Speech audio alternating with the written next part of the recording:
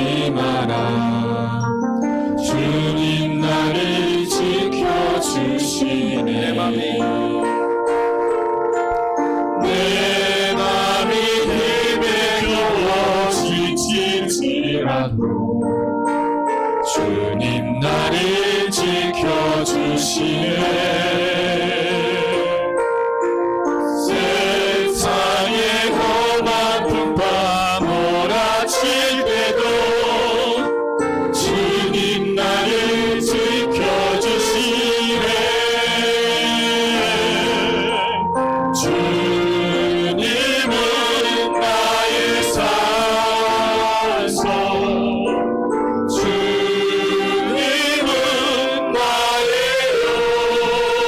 요새, 주님은 나의 소망, 나의 힘이 되시오. 주님은 나의 산소, 주님은 나의 요새, 주님은 나의 소망, 나의 힘이 되시오. 하나님 감사합니다. 아버지, 예수사랑교회 한성도 한상도를 불쌍히 여겨주시고 주님을 만나길 원하는 주의 백성들을 만나 주시옵소서. 아버지, 이 시간 귀한 교수님 모셨습니다. 우리 전성민 교수님 캐나다에서 사역하는데 하나님 그 밴쿠버 기독교 세계관 대학원을 눈여겨보시고 불쌍히 여겨주시고 아버지, 그곳을 통하여 수많은 주의 일꾼들이 하나님 말씀에 대해서 올바로 배우게 하시고 깨닫게 하시고 받은 그 귀한 가르침을 현장에 돌아와서 하나님의 양들을 먹이고 그리고 주님의 교회를 아름답고 건강하게 세워갈 수 있도록 우리 전성민 원장님과 그 학교를 보호하여 주시고 지켜주시고 공급하여 주시옵소서. 아버지, 그 주의 종이 오늘 이곳 수원까지 왔습니다. 이곳에서 말씀을 전하실 텐데 우리 교수님 건강케 하셔서 이 사역을 잘 감당케 하여 주시고 권능을 허락하여 주셔서 전하는 말씀마다 사람의 말이 아니라 하나님의 말씀을 전하는 아버지 귀한 주의 종으로 세워주시옵소서. 아버지, 또한 오늘 전하는 자나 듣는 자나 하나님 은총을 베풀어 주셔서 그 귀한 깨달음의 연구의 결과들이 한마디 한마디 이곳에서 선포될 때마다 우리가 아멘으로 화답하게 하시고 진리의 말씀으로 우리의 영을 새롭게 하여 주시옵소서. 감사하며 생명 되신 예수님의 이름으로 기도합니다. 아멘. 네, 감사합니다. 식사 잘 하셨어요? 국수를 저는 2그릇이나 먹었어요. 국수를 좋아해서 너무 맛있게 잘 먹었습니다. 족발도 맛있고 치킨도 맛있고 남은 게 없는 것 같아요. 제가 먹는 걸 좋아하는 사람이라 부엌에 혹시 남았나 갔더니 없는 것 같더라고요. 부족한 거 아니었어요? 좀 이렇게 풍성하게 해야 되는데 뭐 늘 행사 때마다 버페로 좀 대접하다가 갑자기 이렇게 국수를 줘서 깜짝 놀랐을 것 같은데, 그죠? 근데 제가 마음 가운데 그런 마음이 들더라고요. 그래서 우리 전성민 교수님은 다 아시죠? 그래서 오전에는 우리 우택주 교수님이 오셨었던, 오늘 다 멀리서 오시는 분들이에요, 그죠? 유성에서 이제 오셨는데 어떻게 강의 잘 들으셨나요? 그래서 좀 다 못다한 강의들은 나중에 또 기회가 되면 초청하면 좋을 것 같고, 또 그리고 그 자료를 드렸으니까 한번 쭉 읽어보시면 교수님께서 구약성서를 이해하고 말씀하고 싶은 거를 거의 이렇게 몇 줄로 요약을 해놨잖아요. 여러분한테 많은 도움이 되지 않을까 생각이 됩니다. 오후 강의는 또 우리 또 구약의 또 탁월한 신학자, 이거 한국이 자랑하는 신학자이시죠. 서울대학교 수학과를 졸업하시고 캐나다 밴쿠버 리젠트 칼리지에서 성서 언어 전공하시고 구약학 전공하시고 영국 옥스퍼드 대학교에서 구약 윤리를 연구하여 박사학위를 취득하신, 예. 우리는 감히 생각도 못할 좋은 학교를 많이 나오셨어요. 그리고 지금은 이제 저도 밴쿠버는 못 가봤는데 거기 기독교 세계관 대학원이 있는데요. 거기에 이제 원장으로 이제 사역을 하시다가 지난해 우리가 뵀죠, 그죠? 지난해 기억나세요? 예, 그래서 이제 두 번째 복 받았어요. 이렇게 모시기 힘든 분을 우리 예수사랑교회 벌써 두 번째 이렇게 만나 뵙게 되니까 오늘은 여러분과 기독교 세계관과 성경 읽기라는 주제로 이제 강의를 해주시게 됩니다. 우리 교수님 건강도 이렇게 안 좋으시고 그리고 또 학교를 이렇게 경영하는 것도 쉽지 않잖아요. 특히 이제 우리나라에서도 운영하는 게 쉽지 않은데 외국에서 또 캐나다에서 학교를 이렇게 운영하는 게 쉽지 않은데 우리 성도님들께서도 기억하시고 또 기도해 주시면 좋을 것 같습니다. 우리 교수님 박수로 맞이하겠습니다.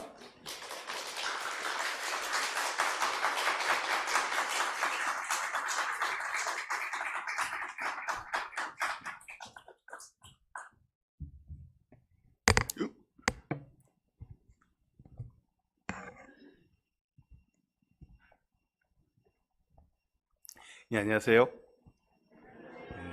작년에 뵙고 다시 인사드리게 되었습니다. 평안하셨는지요? 예, 제가 오늘 같이 나누고자 하는 제목은 화면이 어디서 보일까요?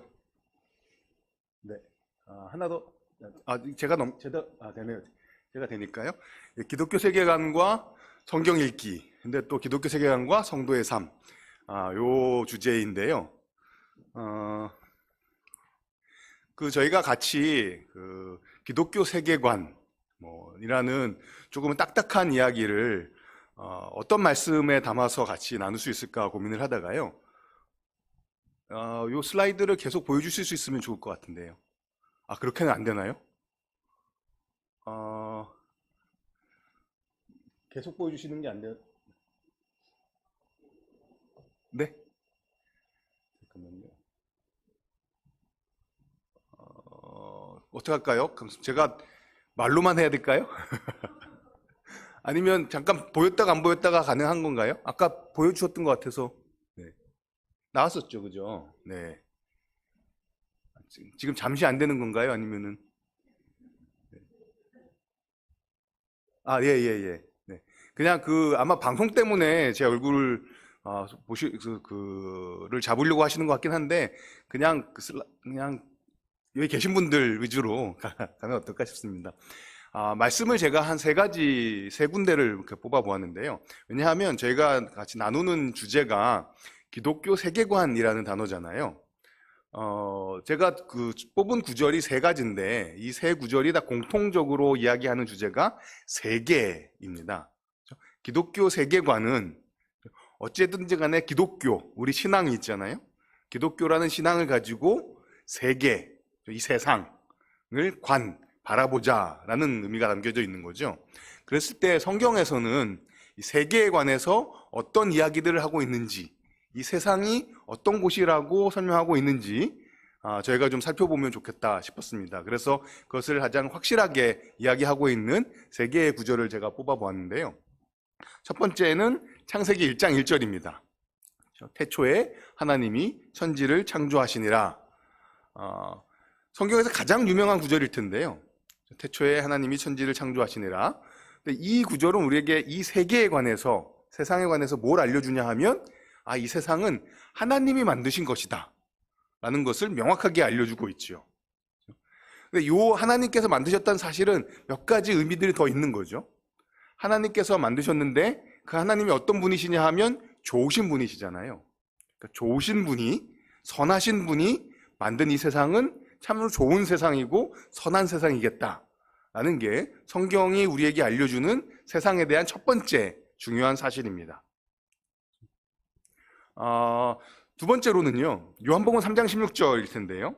하나님이 세상을, 여기도 세상이 나오잖아요. 이처럼 사랑하사 독생자를 주셨으니 이는 그를 믿는 자마다 멸망하지 않고 영생을 얻게 하려 하심이라. 그러니까 하나님께서 이 세상을 어떻게 다루시는지가 또 나오는데, 이 구절이 얘기하는 바는 이 세상은 하나님이 정말 사랑하시는 세상이다라는 것입니다. 세상은 하나님이 만드신 세상으로서 참으로 좋고 선한 세상으로 시작되었고, 또 하나님께서는 이 세상을 자신의 아들을 보내주기까지 사랑하시는 곳이다 라는 게 성경이 얘기하고 있는 세상에 대한 가장 중요한 이해입니다. 그런데 이 세상을 생각하게 되면 세상은 그냥 막연한 공간이나 이런 게 아니라 또 그곳에서 같이 살아가는 사람들이 있는 거잖아요. 제가 그래서 기독교 세계관을 이야기할 때면 세상과 더불어서 함께 고민하게 되는 게 세상에서 우리가 같이 살아가고 있는 다른 사람들입니다. 저희가 살면서 우리 혼자만 살아가는 게 아니잖아요. 그리고 또 살면서 우리 예수사랑교회 성도님들만 살아가는 게 아니잖아요. 저희가 이 예배당을 나가면 그리스도인이 아닌 분들도 만나게 되고, 막 너무너무 보기 싫은 사람들도 만나기도 하고, 어떨 때는 뭐 이렇게 부러운 사람들을 만나기도 하고, 다양한 사람들을 저희는 이 세상에서 만나며 살게 됩니다. 과연 우리가 세상에서 만나는 사람들을 어떻게 대하며 살아가야 될 것인가가 세계관이라는 딱딱한 주제 안에 또 중요한 우리의 삶과 관련된 것이죠. 그래서 그 세상에서 만나는 사람들을 우리가 어떻게 대우하며 어떻게 대하며 살아가야 될까에 관해서 성경이 얘기하고 있는 가장 중요한 구절 중에 하나는 마태복음 5장 43절에서 48절이라는 생각을 해보았습니다. 일단 제가 한번 읽어보겠습니다. 또 내 이웃을 사랑하고 내 원수를 미워하라 하였다는 것을 너희가 들었으나 나는 너희에게 이르노니 너희 원수를 사랑하며 너희를 박해하는 자를 위하여 기도하라. 이같이 한즉 하늘에 계신 너희 아버지의 아들이 되리니 이는 하나님이 그 해를 악인과 선인에게 비추시며 비를 의로운 자와 불의한 자에게 내려주심이라. 너희가 너희를 사랑하는 자를 사랑하면 무슨 상이 있으리요? 세리도 이같이 아니하느냐? 또 너희가 너희 형제에게만 무난하면 남보다 더하는 것이 무엇이냐? 이방인들도 이같이 아니하느냐? 그러므로 하늘에 계신 너희 아버지의 온전하심과 같이 너희도 온전하라. 세상을 살다 보면 제가 다양한 사람들을 만나게 되는데 그 다양한 사람들 가운데는요, 여기 있는 말씀을 빌자면 우리의 원수들도 있고요, 우리를 박해하는 분들도 있습니다. 또 뒤에 보게 되면 하나님께서 대하는 사람들 가운데 여기서 하늘에 계신 너희 아버지께서 어떻게 하시냐면 악인과 선인에게 해를 비추신다고 말씀하시죠. 세상을 살다 보면 착한 사람만 만나는 게 아니라 악한 사람들도 있습니다. 또 뒤에 비를 의로운 자와 불의한 자에게 내려주신다고 말씀하세요. 의로운 분들도 있지만 좀 못되고 좀 어떻게 안 되나 하는 분들도 있는 게 세상의 삶입니다. 제가 기독교 세계관을 이야기하면서 이 구절을 더 말씀드리는 이유는요, 세계관이라는 얘기를 하다 보니까 관은 바라본다라는 얘기를 하게 되잖아요. 그럼 바라봐서 뭘 할 거냐? 분별한다는 말을 하게 됩니다. 어느 게 옳은지 어느 게 그른지를 저희가 판단하는 거죠. 저희가 나중에 슬라이드에서 그 내용 좀 풀 텐데요, 제가 그 강의 내용을 가기 전에 약간 말씀을 좀 묵상하는 걸 먼저 나누고 시작하고 있는 건데요. 그래서 세계관을 이야기하다 보면 바라보고 분별하면 옳고 그른 거를 판단하게 되잖아요. 그럼 저희에게 그 다음에 생기는 일은 뭐냐 하면, 그럼 판단해서 저 생각은 잘못된 것이니까 그거는 우리가 정죄하거나 비판하거나 막 배척하거나 막 이렇게 선을 긋게 되는 일들이 벌어진다는 거죠. 그런데 흥미롭게도 이 구절은 하나님이 참으로 온전하신 분인데 맨 마지막에는 그렇게 나오잖아요. 그러므로 하늘에 계신 너희 아버지의 온전하심과 같이, 그러니까 하늘 아버지는 온전하신 분입니다. 그 하나님의 온전하심을 따라서 우리도 온전해야 되는데, 그 하나님의 온전하심이 구체적으로 어떤 모습이냐 하면 햇빛을 비춰주시는데, 비를 내려주시는데 사람을 가리지 않는다는 것이죠. 하나님은 거룩한 분이시기 때문에 분명히 하나님 보시기에 의인과 악인이 있고 옳은 사람과 잘못된 사람이 있습니다. 그렇지만 사람들이 살아가는 데 있어서 기본적으로 필요한 것들을 베풀어 주시는 데 있어서는 하나님이 참으로 넉넉하시고 참으로 자비로우신 분이구나라는 것들을 이 본문은 우리에게 알려줍니다. 하나님이 옳고 그른 걸 따져서 너 잘못했으니까 며칠 동안 비 안 줄 거야, 해 안 줄 거야, 물론 극단적인 경우엔 그런 경우도 갖고 있죠. 구약에 보면 하나님이 비를 그쳤던 분도 있습니다. 근데 비가 그쳤다고 해서 예수 믿는 사람만 비를 받고 예수 안 믿는 사람들은 비가 없고, 신앙이 있는 사람들만 햇빛을 누리고 신앙이 없는 사람들만 신앙이 없는 분들 햇빛이 없어지, 그런 게 아니라, 그렇죠? 하나님은 모두를 다 같이 해도 주시고 비도 주시면서 살아갈 수 있는 은혜를 주시는 분이십니다. 그래서 이 본문은 이렇게 얘기하는 거죠. 그런 하나님처럼 너희를 사랑하는 사람만 사랑하는 게 아니라, 그거는 세리도 이미 다 아는 거다. 원수를 사랑하고 박해하는 사람을 위해서 기도하라고 이야기하십니다. 사실은 제가 이 말씀을 나누면서도 굉장히 어려운 말씀이라는 걸 아는 거죠. 쉽지 않죠. 원수를 사랑하는 게 얼마나 어렵습니까? 물론 가장 쉬운 적용이 있더라고요. 제가 이제 결혼 생활을 하다 보면 집안 식구들이 원수더라고요. 가깝게 얘기하면 가끔 가다는 아예 아내가 원수 같아요. 아내를 사랑하는 것, 가족을 사랑하는 게 원수를 사랑하라는 말에 가장 구체적인 적용일 수도 있을 것 같은데, 사실 쉽지 않은 도전입니다. 하지만 하나님께서는 자신의 온전하심과 같이 우리가 사랑으로 특징된 사랑의 사람이 되기를 원하고 계십니다. 박해하는 사람들을 위해서도 기도할 수 있는 사람이 되기를 원하시는 것 같습니다. 이게 세계관을 이야기할 때 제가 요새 꼭 나누고 싶은 이야기입니다. 왜냐하면 오늘 강의를 듣고 세계관이 중요하구나 라는 생각을 갖고 세계관에 가서 이렇게 영상을 찾아보신다거나 책을 읽으신다거나 다른 강의를 들으시다 보면 세계관을 중요하니까 옳고 그른 걸 분명하게 해서 잘못된 사람들은 무찌르자 라는 식으로 세계관이 이야기되는 경우들도 간혹 있는 것 같거든요. 근데 저는 그게 굉장히 조심스럽습니다. 하나님은 악인과 선인에게도 비를 주시고 의로운 자와 불의한 자에게 해를 같이 주시는 온전하신 분입니다. 형제에게만 인사하는 게 아니라 모든 사람에게 무난할 수 있는 넉넉한 예수님을 닮은 사람들이 우리가 되기를 소원하게 됩니다. 이게 세계관 이야기할 때 꼭 이야기하고 싶은 이야기입니다. 이 세상은 하나님께서 만드신 선한 세상이고 하나님이 자신의 아들을 보내기까지 사랑하신 세상이고 그 안에서 함께 살아가는 사람들을 하나님께서는 넉넉하게 은혜를 베푸며 살아갈 수 있게 해주시는 것이죠. 말씀에 관한 이야기를 했으니까요. 이번에는 찬양을 하나 나눠보도록 하겠습니다. 임재라는 제목의 찬양인데요.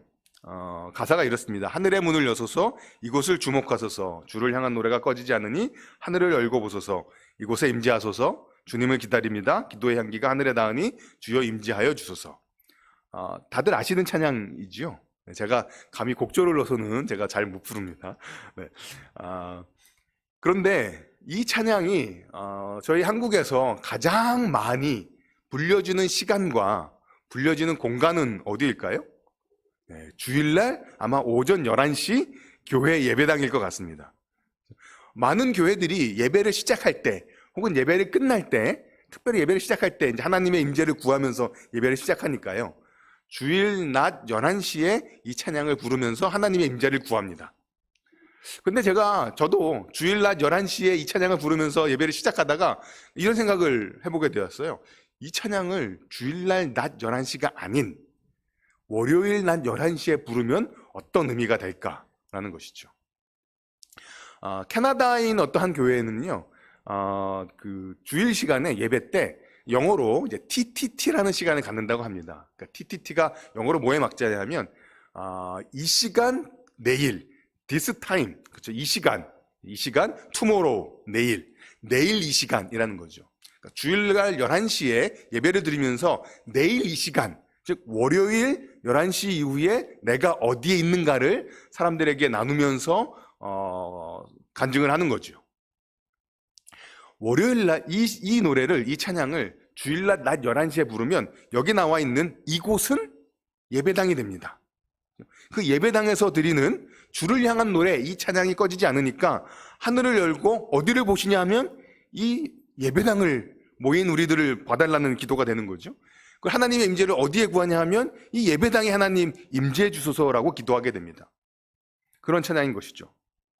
그런데 그리고 이어지는 찬양인 거죠. 이곳에 오소서, 이곳에 앉으소서, 이곳에서 드리는 예배를 받으소서. 그래서 여기 나오는 이곳 또한 주일낮 11시에 있는 예배당 공간이 되겠죠. 그리고 그곳에서 드리는 주일 예배가 여기서 말하는 예배가 됩니다. 왜냐하면 그곳이 주님의 이름이 높여지는 곳이라는 고백인 거죠. 그런데 제가 말씀드렸던 것처럼 이 찬양을 제가 만일에 월요일 11시에 드린다면 이 찬양의 가사는 우리에게 어떻게 다가올까요? 기독교 세계관이라는 것은 세계에 관한 이야기잖아요. 세계와 신앙에 관한 이야기입니다. 세계는 주일날만 있는 게 아니죠. 월요일부터 토요일까지의 시간이 이 세상의 세계의 시간입니다. 세계는 교회 예배당만 있는 게 아니죠. 예배당 바깥에 있는 우리의 일터, 가정, 직장, 학교, 우리의 살아가는 곳, 쉬는 곳, 모든 장소가 세계입니다.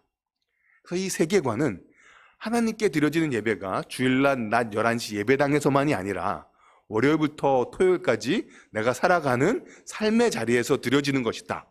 세계에 관한 것이니까요. 그 이야기를 하는 것입니다. 그래서 이런 상상을 한번 해봐 주시면 좋을 것 같아요. 지금 우리가 있는 곳이 여러분들이 계신 11시, 월요일 11시에 어디 계신지, 어떤 분은 학교에, 어떤 분은 아르바이트 하는 장소에, 어떤 분은 가정에, 어떤 분들은 여행 중에 그런 곳에 있을 거잖아요. 근데 그 자리에서 이 찬양의 의미를 찾아보는 것입니다. 하늘의 문을 여서서 이곳을, 내가 있는 이 주방을, 이 학교를, 이 직장을 주목해 주십시오. 내가 살아가고 있는 이 매일매일, 어떻게 보면 저희가 하루하루 일하는 것이 어떨 때는 참 구차하다는 느낌을 받을 때도 있잖아요. 내가 이 일을 이렇게 해야만 하나? 근데 그 일의 그 자리에서 하나님을 향한 노래가 꺼지지 않는 것입니다. 하나님께서 하늘을 열고 내가 이렇게 살아가고 있는 이 생활의 자리를 쳐다봐 주시고 내가 살아가는 이 생활의 자리에 임재해 주십시오. 내가 그 자리에서 하나님을 기다립니다. 그리고 그 자리에서도 나는 하나님께 기도의 향기를 올려드리니 하나님 나의 일상의 자리에 임재하여 주십시오. 그리고 그 자리에 하나님의 임재를 구하고 예배를 앉아달라고 초청하고 그곳에서 우리가 드리는 예배가 있는 것이죠. 왜냐하면 주일날 11시 예배당뿐만이 아니라 우리가 살아가는 그 생활의 자리가 주님의 이름이 있는, 주님의 이름이 높임 받으셔야 되는 자리이기 때문에 그렇습니다. 제가 오늘 준비한 슬라이드가 한 100장인데요. 그 슬라이드가 100장이다 보니까 이런저런 말이 참 많이 있습니다. 그렇죠? 하지만 그 중에 여러분들이 보통 설교는 3대지를 하잖아요.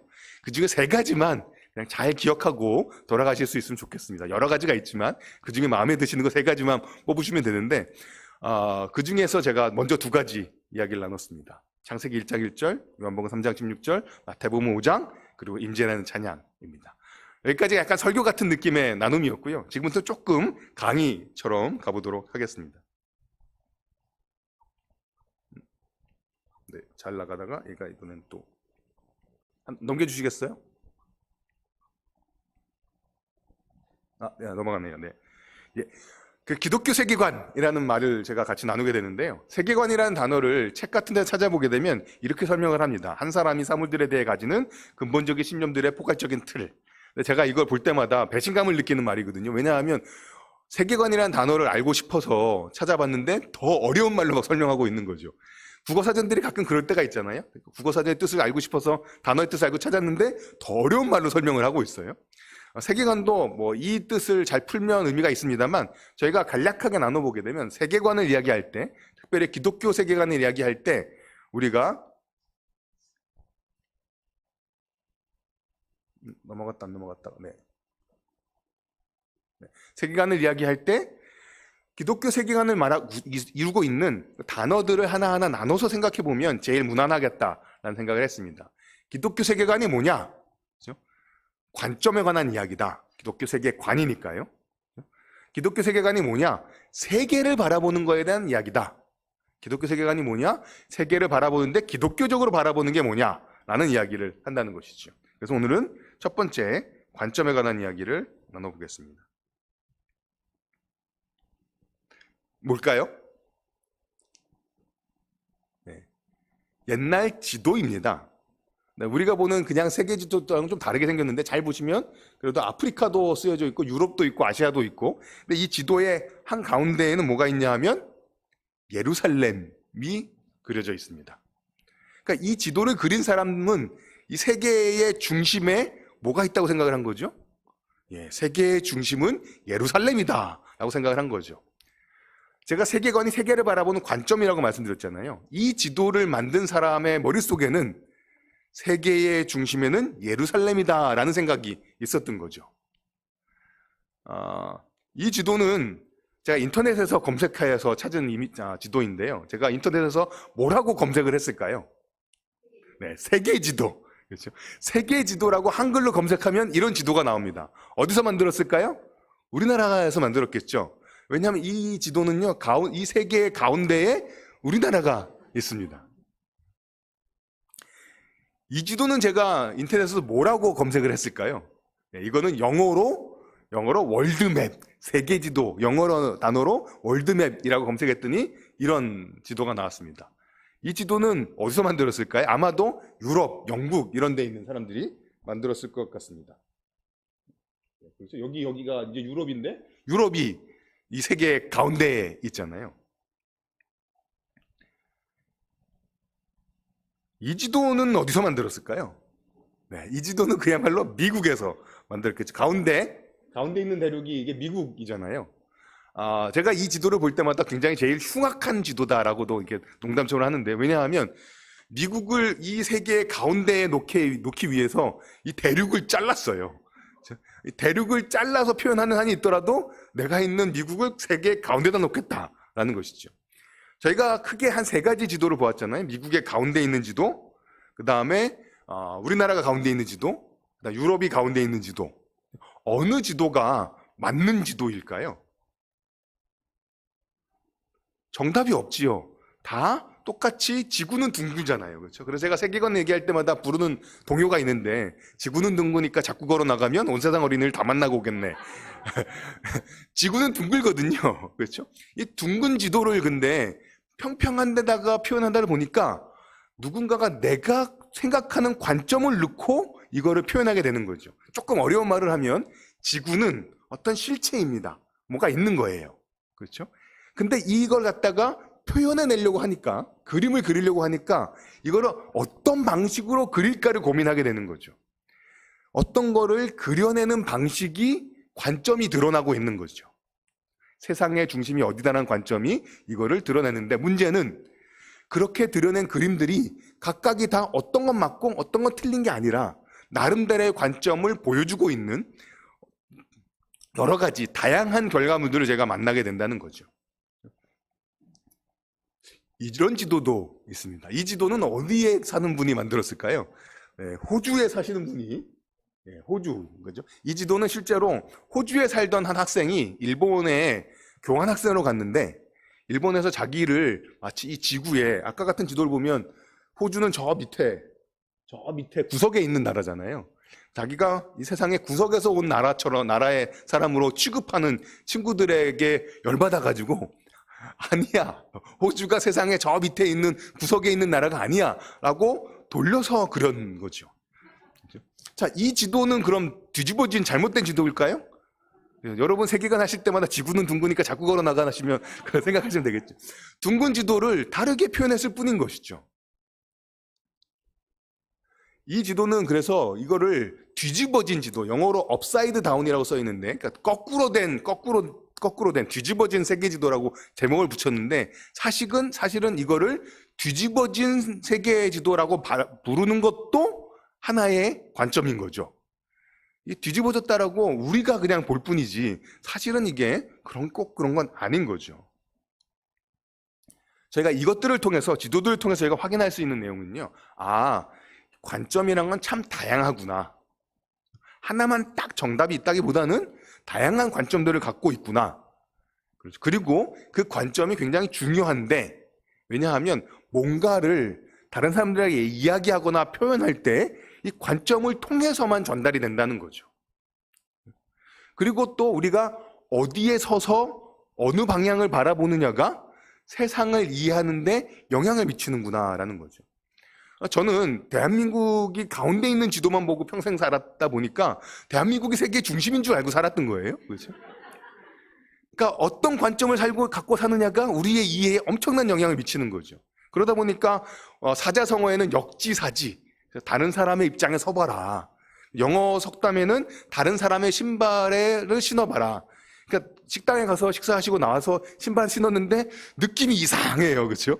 다른 사람 신발을 신은 거잖아요. 다른 사람 신발을 신으면 굉장히 어색합니다. 그러면서 이런 느낌으로 살 수도 있는 거구나 라는 생각을 하게 되는 거죠. 벌써 좀 오래된 드라마입니다만 송곳이라는 드라마에서 극중에서 구고신이라는 이름을 가진 노무사분이 이런 대사를 말합니다. 서는 데가 바뀌면 풍경도 달라지는 거야. 저희가 어디 서 있냐에 따라서 바라보는, 우리에게 들어오는 풍경이 바뀝니다. 그게 관점이 달라지고 있기 때문인 것이죠. 그러니까 관점은 굉장히 중요합니다. 저희가 세계관이라는 이야기를 하고 있는데요. 이게 필요한 이유라고 얘기하고 있지만 사실은 우리가 이미 다 관점을 갖고 있는 사람들인 거죠. 왜냐하면 우리는 다 우리가 살아가는 자리에 서서, 그렇죠? 뭔가를 바라보고 있으니까요. 우리는 이미 다 관점이 다 있습니다. 그렇죠? 그런데 조금 더 구체적으로 필요하다고 말씀드리는 이유는요. 성경, 우리가 신앙생활을 하면 우리가 겪고 있는 여러 문제들에 관해서 이게 하나님께서 기뻐하시는 것인지 아닌지 잘 분별하고 싶잖아요. 그런데 그거에 관해 성경이 딱 그대로 쓰여서 답을 주지 않는 경우들이 꽤 많이 있다는 거죠. 요새 뉴스나 보면 제일 핫한, 사람들이 많이 이야기하는 주제가 보니까 인공지능이더라고요. 질문을 해보는 거죠. 인공지능은 우리 신앙에 도움이 되는 건가 아닌 건가? 그렇죠? 인공지능이 만일에 설교문을 써준다면 여러분들은 그 설교를 기쁘게 들으실 건가요? 대표 기도를 해야 되는데 인공지능이 기도문을 써줄 수가 있어요? 그 인공지능이 써준 기도문을 가지고 대표 기도를 하면은 괜찮은 걸까요? 여러 가지 고민들이 들죠. 방금 이 질문을 들었을 때 아니다 하고 대답해 주신 분도 계시고, 어떤 분들은 고개를 갸우뚱하는 분들도 계시고, 이게 왜 서로의 생각들이 조금씩 다르냐 하면 성경에 인공지능이 안 나오기 때문인 거죠. 이유는 간단합니다. 인공지능은 21세기 나서 만들어진 거고 성경은 2000년 전에 쓰여진 것이기 때문에 2000년 전에 하나님께서 말씀을 주실 때는 인공지능이 없었어요. 그러니까 성경에는 인공지능이 안 나오는 거죠. 제가 인공지능 얘기를 했습니다만 최근까지만 해도 예를 들어 예배 시간에 핸드폰으로 성경을 보는 게 예배 시간에 적절한 행동이냐 아니냐도 핸드폰이 막 나왔을 때 많이 얘기가 됐었습니다. 근데 그때는 예배 시간엔 그래도 종이로 된 성경책을 봐야지라는 게 제가 보기엔 다수였는데요. 주로 의견이 요새는 저부터 다 핸드폰으로 성경을 봅니다. 그렇죠? 성경이 모든 것을 구체적으로 말해주지 않죠. 제가 예를 핸드폰에 했습니다만 조금 더 우리 눈을 번쩍 끼는 사진 하나 보여드리면요.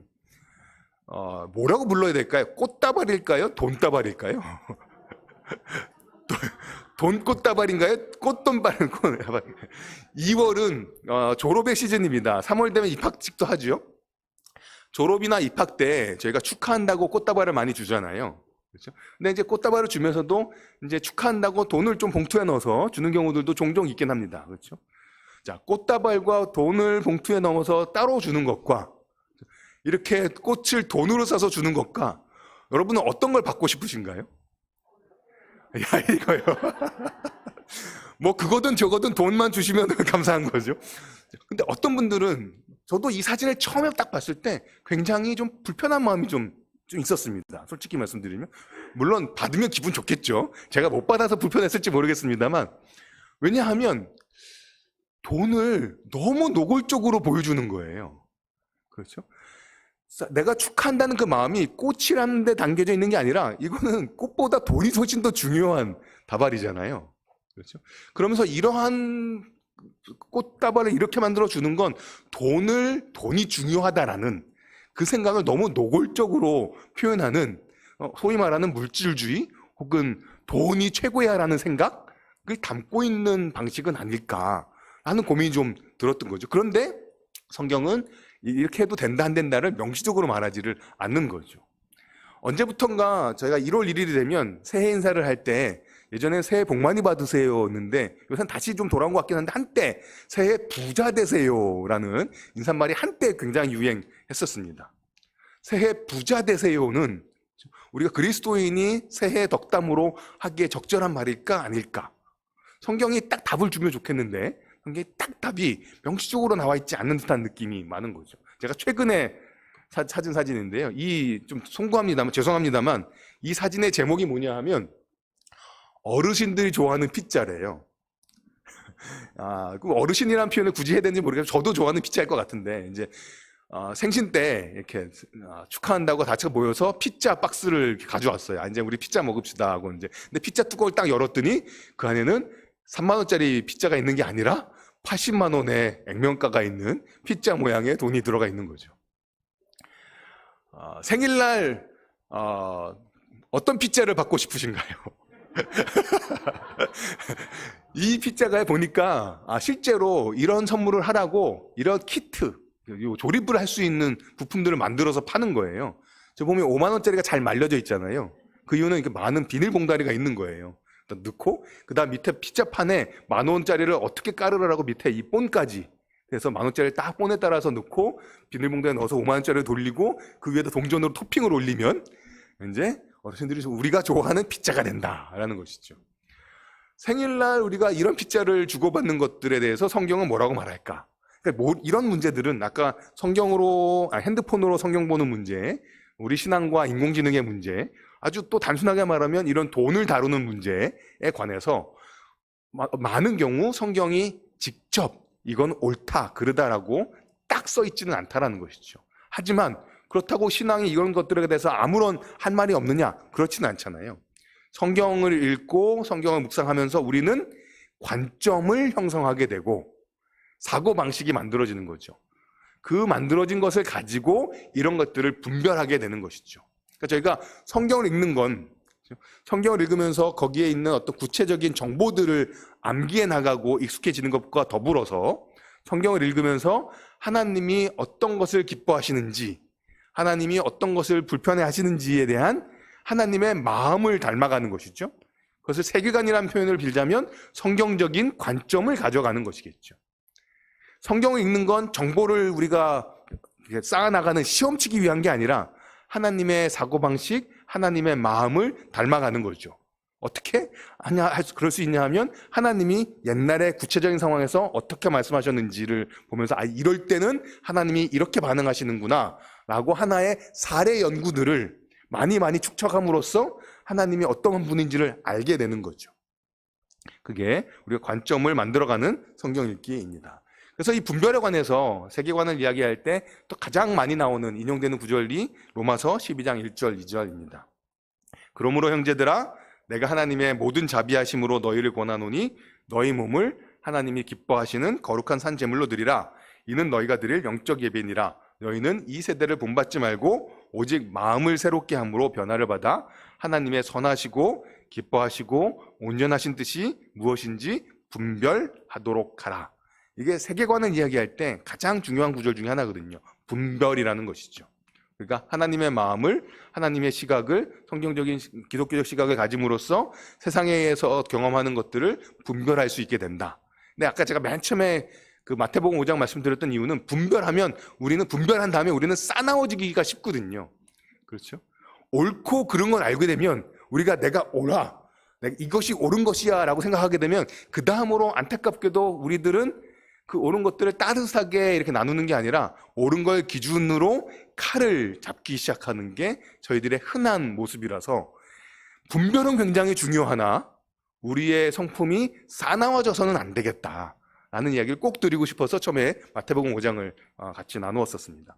분별은 중요합니다. 하지만 우리가 원수를 사랑하는 분별함이 있으면 좋겠습니다. 그래서 저희가 세계관은 우리가 분별하기 위해서 필요하다라는 것이고요. 사실 조금 다른 번지는 이야기이긴 합니다만 여기 1절, 2절 보시게 되면 굉장히 흥미로운 그런 표현들이 있습니다. 뭐냐 하면 거룩한 산 제물이라는 표현이 있는 거죠. 왜냐하면 제물은 옛날에 다 죽여서 드렸잖아요. 다 죽였던 게 제물인데 여기서는 살아있다고 말하는 거죠. 우리가 살아있는 우리의 생활이 아까 말씀드렸던 임재라는 찬양을 부를 수 있는 우리의 월요일부터 토요일까지의 그 시간과 공간이 우리가 예배를 드리는 제사가 되는 제물이 드려지는 시간과 공간이라는 것이고요. 또 하나 흥미로운 건 뒤에 영적 예배라는 표현이 있는데 이 영적이라는 단어가 헬라어로는 조금 다르긴 합니다만 우리 번역을 가져보면 영적 예배라고 되어 있는데 영적 예배를 드리는 도구가 뭐냐 하면 너희 몸입니다. 몸이 한글 번역을 빌자면 영적이다라고 얘기하는 것이거든요. 저희가 생각하기를 영적이란 것은 몸과 반대되는 거잖아요. 그렇죠? 몸과 관계없는 게 영적이라고 생각하기 쉽지만 이 본문은 영적 예배를 드리는 대상이 몸이라고 이야기하고 있습니다. 몸도 영적일 수 있다는 거죠. 그렇다면 영적이란 게 무슨 뜻이냐라는 걸 다시 짚어야 되는데 제가 생각하기에 영적이란 가장 근원적인 의미는 하나님과 관계에 있다라는 것이죠. 그러니까 우리의 몸이, 우리의 그냥 일상이, 우리의 생활이 하나님과 관계에 있다면 그것은 영적인 것이죠. 세계관을 이야기하면서 제가 말씀드리게 되는 게 10계명의 1계명과 2계명인데요. 지금 세계관을 이야기할 때 좀 어려운 이야기일 수 있는데요. 지금까지 사람들이 생각해왔던 여러 가지 사상들을 이야기를 합니다. 그러니까 뭐 기독교가 갖고 있는 신에 관한 이해가 있는데, 근데 자연주의, 세상에는 신이 없다, 포스트 모던주의, 뭐 이런 식의 사조들을 이야기를 하거든요. 근데 그렇게 기독교 세계관이 있고 기독교 세계관이 아닌 것들을 공부하는 경우들이 꽤 많이 있었습니다. 자, 제가 그런 예를 하나 드리면서 제가 10계명을 잠깐 여쭤보도록 하겠습니다. 10계명의 1계명이 뭐냐 하면 내 앞에 다른 신을 두지 말라라는 것이죠. 10계명의 두 번째 계명은 뭐냐 하면 형상을 만들지 말라는 거죠. 위에 있는 것이나 아래에 있는 것으로 형상을 만들지 마라, 우상을 만들지 말라는 거죠. 혹시 1계명과 2계명을 이렇게 생각하시면서 뭐가 다르지? 라는 생각해 보신 적 있지 않을까 궁금하거든요. 첫 번째 것도 내 앞에 다른 신을 만들지 말라는 것이고요. 두 번째 건 우상 만들지 말라는 거잖아요. 둘 다 거짓 신을 섬기지 말라는 똑같은 얘기 아닐까? 라는 생각이 드신다면 굉장히 예리하신 질문을 하시는 분입니다. 근데 잘 생각해 보면 1계명과 2계명의 차이가 있는데 1계명은 내 앞에 다른 신이니까요. 하나님 말고 다른 신을 섬기지 말라는 거죠. 세계관이라는 얘기를 하자면 기독교 세계관을 잘 가져야 하지 다른 세계관을 가지면 안 된다라는 이야기입니다. 2계명은 그런데 내 위에 있는 것이나 아래에 있는 것이나 이런 걸 가지고 형상을 만들지 말라고 했잖아요. 누구의 형상을 만들지 말라는 걸까요? 사람들은 하나님의 형상을 만들어 왔던 것이죠. 그러니까 2계명은 내가 예수를 여전히 믿고 있어요. 하나님에 대한 신앙을 갖고 있습니다. 그런데 그 신앙이 진짜 하나님이 아니라 내가 만든 하나님 신앙이 되는 것이죠. 우리가 신앙을 가질 때 우상 숭배와 관련해서 두 가지 일이 그렇게 벌어질 수 있는 거죠. 하나님이 아닌 신을 섬길 수도 있지만 하나님을 섬긴다고 하면서 내 마음대로 섬길 수도 있는 것이죠.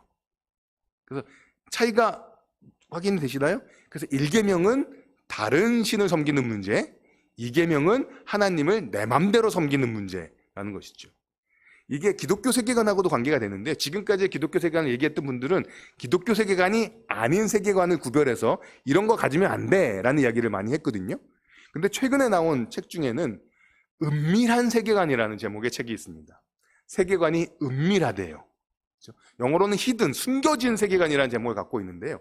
이 책의 목차들을 들여다보면 이렇게 있습니다. 오른쪽에 개인주의, 소비주의, 국가주의, 도덕적 상대주의, 자연주의, 뉴에이지 뭐 이런 여러 주의들이 쭉 나오는데 이 책의 핵심 얘기는 뭐냐면 내가 기독교 신앙을 갖고 있는데도 불구하고 예수를 안 믿는 게 아닙니다. 하나님을 사랑하고 내가 신앙을 갖고 있음에도 불구하고 내 기독교 신앙에 개인주의가 스며들 수 있고 내 기독교 신앙에 소비주의가 스며들 수 있고 내 기독교 신앙에 국가주의가 스며들 수 있다는 것이죠.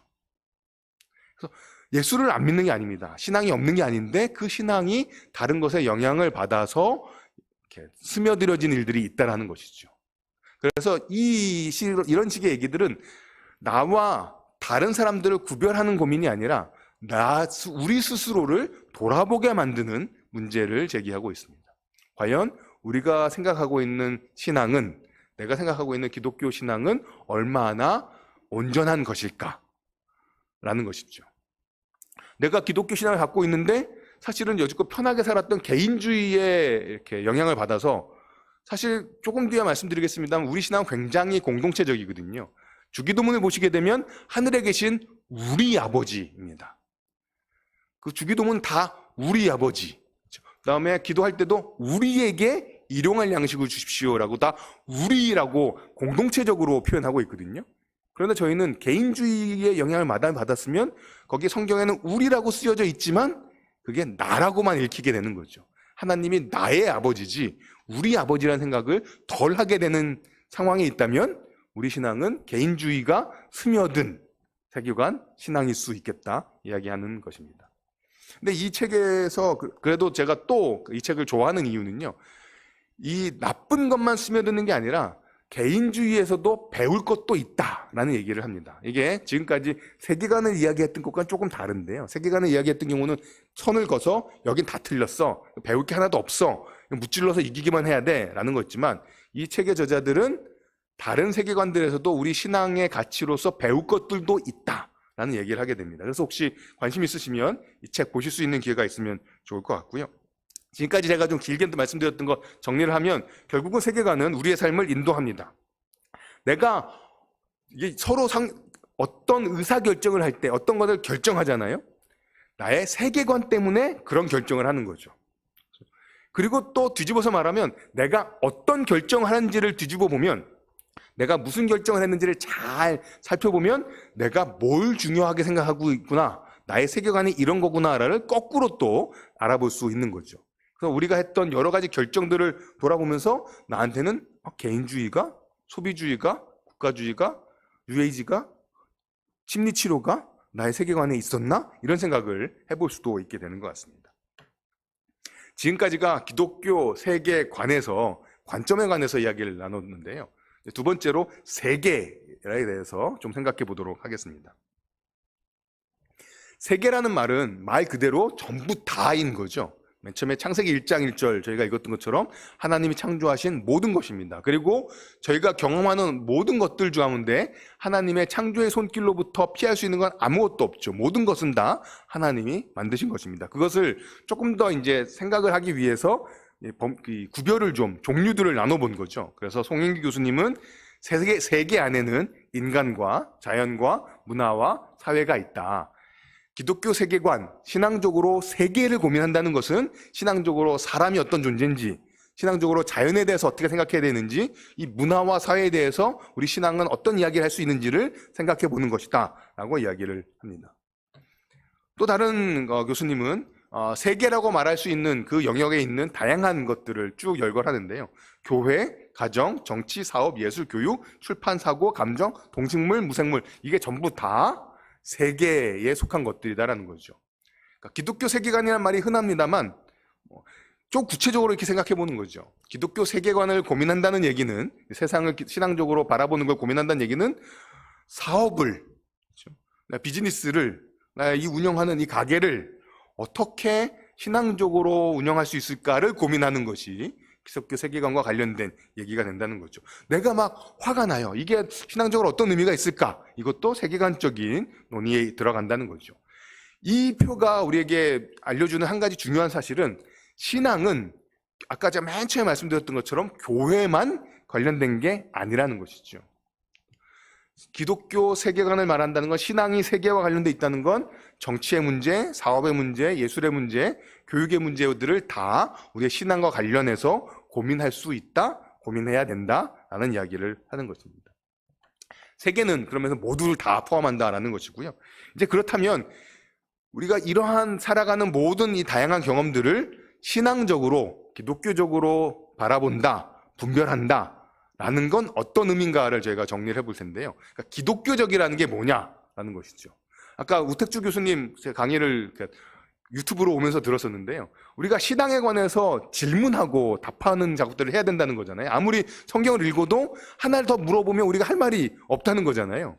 그러니까 질문은 이런 거죠. 우리가 신앙적이라 말한다는 게 도대체 어떤 의미냐? 기독교적이라는 게 뭐냐? 라고 했을 때 우리는 뭐라고 대답할 수 있을까라는 것이죠.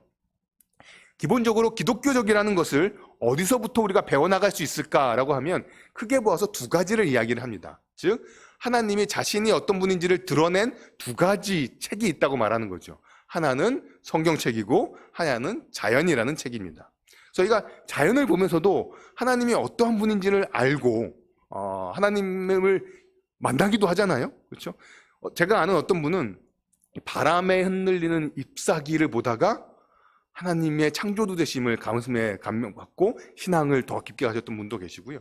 어떤 분은 외로운 가운데 한 구석 벽 아래 딱 그 딱딱한 땅을 뚫고 올라오는 그 꽃 조그마한 싹을 보고 거기서 하나님의 손길을 느꼈다는 분도 계시거든요. 우리가 자연을 보면서 하나님을 만날 수 있습니다. 하지만 또 명확하게 우리의 구원의 길이 어떠한지를 하나님께서 성경을 통해서 알려주셨죠. 제가 그래서 기독교적이라고 말할 때는 성경의 이야기의 토대한이라고 말씀을 일단 드리고 싶습니다. 그럼 성경이 무슨 이야기를 하고 있는지를 저희가 잘 이해하고 있는 것이 기독교적인 생각을 하는데 가장 중요한 토대가 되는 거잖아요. 오늘 우택주 교수님 말씀은 그런 면에서 너무 중요하고 창세기부터 쭉 나오는 이야기는 그야말로 성경 이야기의 가장 토대가 되는 이야기이거든요. 그래서 제가 오면서 유튜브 방송을 버스에서 들으면서 우와, 강의 때 무슨 다 하셨네? 저는 그냥 인사만 드리고 가면 되겠다 이런 생각을 했었는데요. 그냥 그럴 수는 없으니까. 많은 사람들이 성경 이야기를 어떻게 요약할 수 있을까를 고민했는데요. 가장 흔하게 말하는 것이 성경은 하나님이 창조하신 세상이 있는데 그 세상 속에서 하나님이 창조하신 사람이 하나님께 반역해서, 즉 타락해서 세상이 어그러졌는데 하나님께서는 그것을 다시금 바로잡으셔서 원래의 목적을 이뤄내실 것이다. 그래서 창조, 타락, 구속이 성경의 전체 드라마를 요약하는 중요한 장면들이다라고, 개념들이다라고 이야기를 합니다. 그런데 저는 이제 기독교 세계관을 조금 이게 오래오래, 어쨌든 제 직업상 고민을 하다 보니까요. 이것만 있을까라는 고민이 좀 들었어요. 그러고 이제 다른 책들을 보니까 몇 가지 성경의 이야기를 요약하는 다양한 방식들이 있는 걸 알게 되었습니다. 그래서 제가 한 5가지 정도를 찾아보게 되었는데요. 이게 저희가 성경을 이해하는 혹은 기독교적이라는 것이 무엇인가를 좀 예리하게 고민하는데 도움이 되는 차이들이라서 조금 제가 시간을 갖고 이 5가지를 좀 살펴볼 텐데요. 자, 5가지의 요약이 있는데 잘 보시면 1대4, 그러니까 하나와 나머지 4개가 서로 대조되는 짝이 만들어질 수 있습니다. 그러니까 하나는 이렇게 있는데 나머지 4개는 공통점이 있는 거예요. 이 나머지 4개와 나머지 하나가 다른 거죠. 어떤 게 보이시는 게 있을까요? 첫 번째 거는 창조로 시작하지 않습니다. 그리고 나머지는 다 창조로 시작하고 있어요. 근데 이렇게 보고 나면 제가 제 화면에서 넘기고 이 화면은 안 넘겨드렸네요. 4개는 다 창조로 시작하고 나머지 하나는 창조로 시작하지 않습니다. 근데 이렇게 대조를 시키고 나면 좀 허무하지요. 왜냐하면 우리는 창세기 1장 1절을 읽으면서 시작했던 것처럼 성경의 이야기가 창조로 시작된다는 걸 너무나 잘 알고 있어요. 그렇죠? 그러니까 누가 그거를 빼놓고 성경 이야기를 타락으로 시작하는 거로 생각할까라는 그 이상함이 있잖아요. 근데 이거에 관해서 제가 이런 실험을 해보게 됩니다. 제가 질문을 하나 던질 텐데요. 그 질문에 관해서 여러분이 우리가 가장 먼저 떠오르는 답이 뭔지를 생각해 보시는 겁니다. 자, 사람은 어떤 존재인가요? 네. 아마 오늘 우택주 교수님 강의를 들으셨기 때문에 하나님의 형상이다라고 먼저 떠오르신 분들도 꽤 계실 것 같긴 한데 사실 제가 이 질문을 고민하게 됐던 이유는 저한테는 사람이 어떤 존재냐라고 물었을 때 저한테 가장 먼저 떠올랐던 생각은 죄인이다였었어요. 왜냐하면 전도를 할 때 우리는 항상 사람은 죄인이다, 악하다라는 이야기를 하고 기독교가 소위 흔히 얘기할 때 성악설이냐 성선설이냐 그런 얘기 있죠. 원래 착한 거냐 원래 악한 거냐 얘기하면서 기독교는 성악설이다, 원래 악한 거야 라는 식의 설명도 꽤 들어봤던 것 같거든요. 근데 만일에 우리가 사람이 어떤 존재냐에 관해서 가장 먼저 떠오르는 생각이 죄인이다, 또 세상이 어떤 곳이냐라는 질문에 관해서 세상은 악한 곳이야 라는 생각이 먼저 떠오른다면 우리의 성경 이야기는 성경과는 달리 타락에서 시작하고 있는 것이죠. 성경의 창조로부터 쓰여지고 있지만 우리는 실제로 살아가면서 실제적으로는 타락을 굉장히 중요시하게 성경을 보고 있었다는 얘기가 되는 것이죠. 그런데 창세기 1장 1절에 말씀드렸던 것처럼 세상을 하나님께서 맨 처음에 선하게 아름답게 창조하셨고 사람도 원래 하나님의 형상으로 존귀하게 지으셨던 것이 성경 이야기의 시작입니다. 그러니까 진짜 우리가 기독교적이라고 말할 때 사람을 무엇보다도 가장 근본적으로 하나님의 형상인 존귀한 사람으로, 존귀한 존재로 생각하고 사람을 대하느냐, 아니면 우리가 사람을 만날 때 죄인이잖아 라는 게 사람을 대하는 가장 첫 번째 우리의 생각이냐가 우리의 생각이 얼마나 성경과 닮아 있는지를 판가름하는 기준이 되는 것이죠. 성경은 창조로부터 시작을 합니다. 그리고 창조는 선한 창조와 존귀한 인간을 이야기하고 시작하고 있습니다. 그러니까 기독교 신앙을 갖는다는 건, 기독교적으로 본다는 건 기본적으로 사람을 존귀하게 여기는 시각이라는 것이죠. 사람이 참 귀한 존재다라고 생각하는 게 가장 근본적인 기독교적인 시각입니다. 그 다음에 또 하나의 차이가 있는데요. 그거는 나머지 위에 4개는요 다 타락이라고 중간에 했고, 창조 다음에 맨 마지막에 송인 교수님의 요약은 창조 다음에 타락을 괄호에 넣고 보존을 쓰고 계십니다. 그러니까 보존에 관해서 이렇게 하시니까 사람들이 타락은 어디 갔나요? 라고 이제 물어보더라고요. 그래서 송인 교수님의 설명은 보존이라는 것은 뭔가 타락된 것, 뭔가 약간 어그러진 것을 보존하기 때문에 이미 타락이 전제된 개념이라고 설명을 하시는데요. 성경의 이야기를 요약할 때 창조, 타락, 구속으로 요약하는 것과 창조, 보존, 화목으로 요약하는 것 중에 것이 세상을 바라보는데 어떤 차이를 가져올까요? 이 세상을 창조되었지만, 즉 선하고 좋은 곳으로 만들어졌지만 타락한 악한 곳이라고 보는 것과, 세상이 하나님께서 선하게 창조했는데 인간이 타락했지만, 망가졌지만 하나님께서 은혜 가운데 붙잡고 계시다 라고 여기는 것과, 우리가 세상을 바라보는 데 있어서 관점의 차이가 생길 수가 있겠죠. 아까 마태복음 5장이 딱 그런 이야기인 것이죠. 악인과 의인이 함께 살아가는 세상입니다. 망가진 세상이에요. 의로운 사람과 있고 불의한 사람도 있습니다. 그렇지만 하나님께서는 모든 사람에게 비와 햇빛을 내려주시는 은혜를 완전히 거둬가신 건 아니라는 것이죠. 하나님께서는 여전히 자신의 그 풍성한 은혜 가운데 이 세상을, 그리고 모든 사람들의 생명을 붙잡고 계시다는 것이죠. 보존하고 계시다는 것입니다. 이 세상이 그냥 이렇게 망가지고 꺼그러지고 하나님이 내버려둔 그런 세상이 아니라 아들이 죽기까지 사랑하시면서 아들을 보내주시고 은혜 가운데 붙잡으셔서 이 가운데 우리가 살아갈 수 있는, 아까 정의와 평화와 생명이 있는 그 세상으로 붙잡고 계시다는 것을 이 요약은 우리에게 알려주고 있습니다. 그래서 저희가 이 성경의 이야기를 토대로 기독교적으로 세상을 보고 사람을 이해한다는 게 뭔가 했을 때 이런 지점들을 저희가 고민해 볼 필요가 있겠습니다. 사람의 존귀함, 하나님의 넉넉하고 풍성한 은혜라는 것이죠. 첫 번째는 창조에 관한 창조의 하나님 이야기인데요. 요거는 우택주 교수님이 창세기 하시면서 거의 얘기를 다 많이 해주신 것 같아서요. 간략하게 요점만 좀 그냥 말씀드리면요. 창세기가 얘기하고 있는 중요한 지점은 뭐냐 하면 하나님만 참 신이다 하시라는 거죠.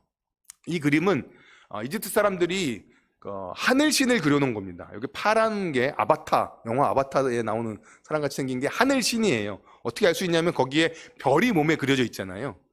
그러니까 별이 몸에 있는 하늘신의 이름은 누트라고 했는데, 누트라는 하늘 여신을 그린 거고요. 여기서도 날개를 펴고 있는 신이 누트라는 하늘 여신입니다. 태양도 신이었고요, 달도 신이었고, 별들이 당연히 신적인 존재로서 사람들의 운명을 알려주는 역할을 했었죠. 창세기 1장에 보시게 되면 하나님께서 큰 광명체, 작은 광명체를 만드셨다는 표현을 쓰잖아요. 해나 달도 하나님이 만드신 피조물에 불과하다. 당시 사람들은 해를 섬기지 않으면 당장 흉년이 돼서 굶어 죽을 거라는 두려움 가운데 있었을 겁니다. 그런데 그 해가 너희가 섬길 신이 아니라 하나님이 만든 피조물에 불과하니까 그걸 섬길 이유가 없다. 그들의 두려움으로부터 해방 풀어내실 수 있었던 선언이 되는 것이죠. 그저 빛나는 광명들일 뿐이라는 것입니다. 근데 여기서 이 전체 세계의 창조를 보시게 되면 해와 달이 신인 줄 알았는데 그저 조명에 불과한 것이죠, 이 세상에. 그럼 이 세상의 주인공은 누구냐? 하나님을 대리하는 하나님의 형상인 사람이라는 것입니다. 실제로 옛날에 그 고대 근동의 옛날 사람들이 섬기던 바알신, 다른 신들의 신전에 가면 그 신의 형상이 있었던 거거든요. 그러니까 어떤 성경에 바알이 많이 나오잖아요. 그러니까 바알 신전에 들어가면 바알의 형상이 있었습니다. 그런데 이 세상에 보게 되면 뭐가 있냐 하면 하나님의 형상이 있는 거죠. 근데 그 형상이 사람인 것입니다. 그러면서 이 세상은 하나님의 성전이다라는 것을 알려주고요. 그러니까 마치 이런 느낌인 거죠. 옛날 사람들은요, 사람은 신이 열심히 일하는 것, 신을 섬기기 위해서 열심히 일하는 존재로 만들어진 노예 같은 존재였고, 해와 달이 신이었던 것이죠. 그런데 성경은 어떤 세계를 그려주냐 하면 사람이 이 세계의 하나님의 형상으로서 주인공이고, 하나님이 주인공이고, 하나님의 주인공이니까 하나님 형상인 사람도 주인공인 거죠. 주인공이고 해와 달은 그 세계의 조명에 불과하다라는 그림인 것입니다. 남자나 여자나 동일하게 하나님의 형상인 것이죠. 그래서 인간의 창조를 잠깐 말씀드리면 아까 하셨던 이야기인 거죠. 하나님의 형상이 사람이다라는 것입니다. 근데 하나님의 형상이라는 말은요, 그러니까 고대 근동에 이렇게 흔히 듣던, 그러니까 성경에만 나오는 말이 아니었어요. 그래서 하나님의 형상, 신의 형상이라는 말은 성경 외에도 있는데 어디에 쓰였냐 하면 바로, 그러니까 이집트의 피라미드에 묻힌 최고 권력자, 아까 교수님이 또 권력 이야기 해주셨죠. 최고 권력자를 신의 형상이라고 사람들은 생각했습니다. 우리가 타임머신을 타고 고대 이집트로 가서 피라미드를 만들고 있는 사람들이 인터뷰를 할 때, 아니 여기 묻히게 될 바로도 사람이고 당신도 사람인데 그 사람을 위해서 이렇게 뼈 빠지게 노동을 해가지고 그 사람 무덤을 만들어주는 게 억울하지도 않습니까? 라고 물어보면 그 사람은 전혀 억울하지 않다는 눈빛으로 우리를 쳐다볼 것입니다. 왜냐하면 우리가 살아가는 사고방식은 자라면서 들은 이야기를 통해서 형성이 되잖아요. 그 사람들이 들었던 이야기는 뭐냐 하면 사람은 신들이 일하는 게 귀찮아서 신들의 노동을 대신하기 위해서 노예처럼 지어진 존재다라는 게 그 사람들이 들었던 이야기였습니다. 그래서 그 이야기를 들으면 당연히 나는 신을 위해서 일하는 사람이라는 게 그 사람들의 자연스러운 자기 이해가 되는 것이죠. 그리고 그 신은 누구냐? 여기 묻히게 될 파라오가 되는 거죠. 이게 파라오가 프타라는 신에게 드렸던 기도문인데요. 여기 보시면 이런 표현이 그대로 나오죠. 당신은 나에게 왕권을 주셨으며 나를 당신의 형상을 따라 낳으셨습니다. 최고 권력자만 하나님의 형상이었던 시대가 성경이 쓰여졌던 창세기가 읽혀졌던 시대였습니다. 그러니까 당시 사람들의 머릿속에서는 이 그림이 너무나 자연스러운 거예요. 저 꼭대기에는 신의 형상이 있고 저 밑에는 나는 신을 위해서 대신 일하는 사람이다 라는 게 자연스러운 그들의 세계관이었습니다. 그런데 그런 생각을 갖고 있던 사람들에게 창세기 1장 26절은 모두가 다, 남자나 여자나, 지금도 남자 여자의 문제가 굉장히 어렵고 갈등인데 옛날 2000년, 5000년 전에는 남자 여자의 존재의 차이는 굉장히 심각했거든요. 성경을 보셔도 어떤 경우에는 여성이 마치 남편의 재산처럼 취급되는 구절들도 있거든요. 그런데 그런 세상에 살았던 사람들에게 남자나 여자나 높은 사람이나 낮은 사람이나 파라오나 여기서 이 피라미드를 만들고 있는 사람이나 모두가 다 똑같이 신의 형상이다, 하나님의 형상이다, 존귀한 자다 라고 선언한 게 창세기 1장의 하나님의 형상에 관한 말씀입니다.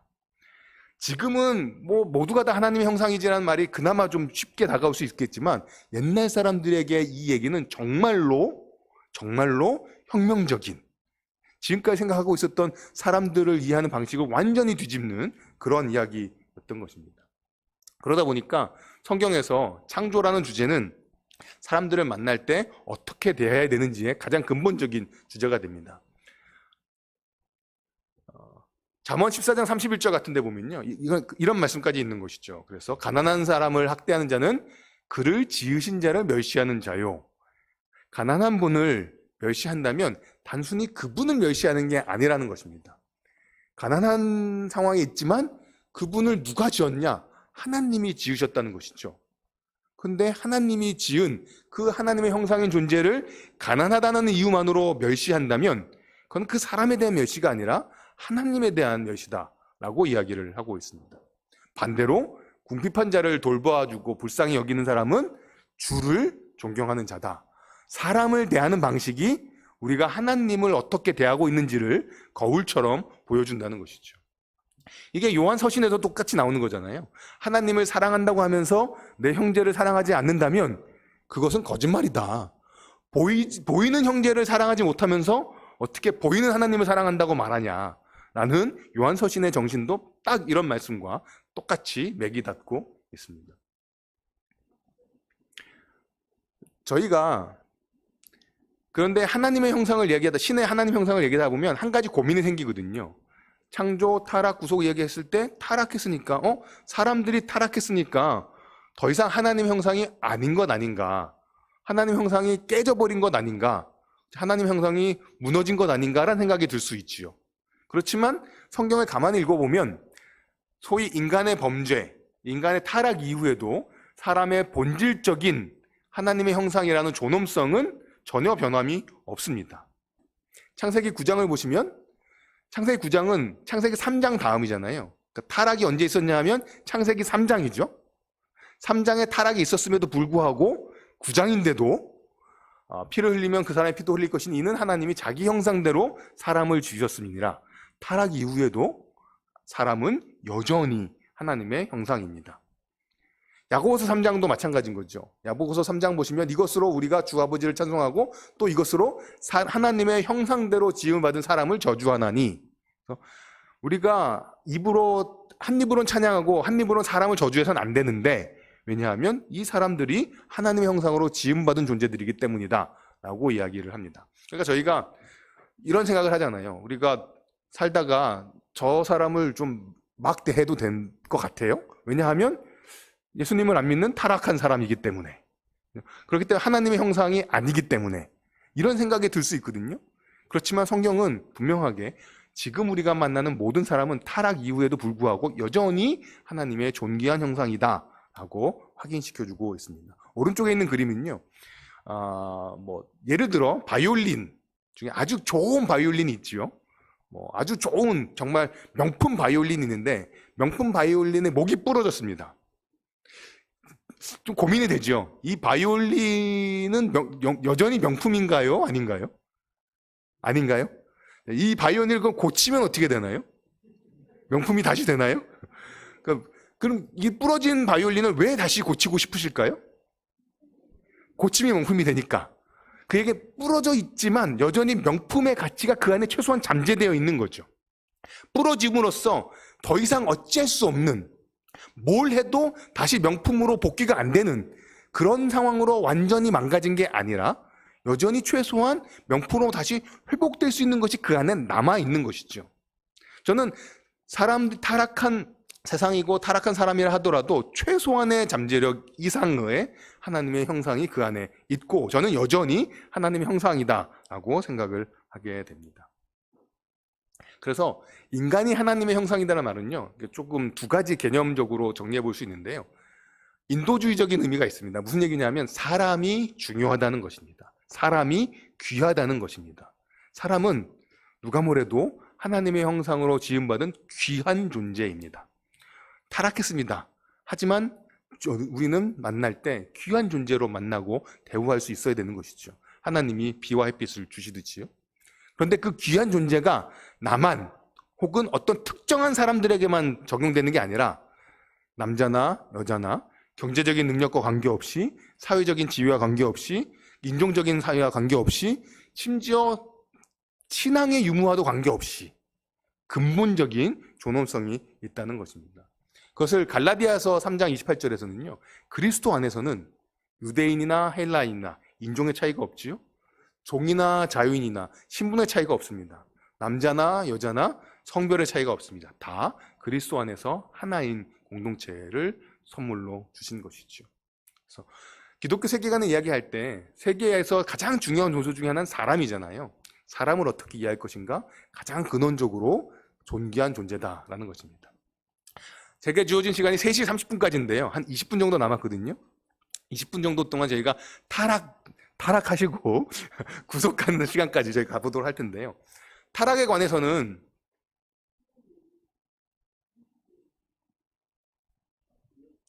네, 여기 물 주셨습니다. 네. 네. 물 주셨어요. 네, 감사합니다. 네, 감사합니다.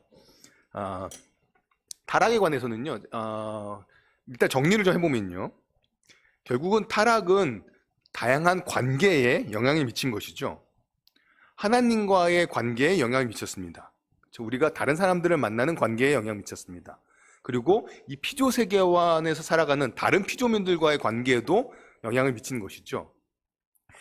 인간이 죄인이다, 인간 혹은 인간이 악하다, 죄인이다라고 말할 때 가장 중요한 속성이 뭘까라고 생각해 보면 저는 자기중심성이라고 생각합니다. 내가 세상의 중심인 거예요. 그게 죄성의 가장 중요한 특징이라는 생각을 하는데요.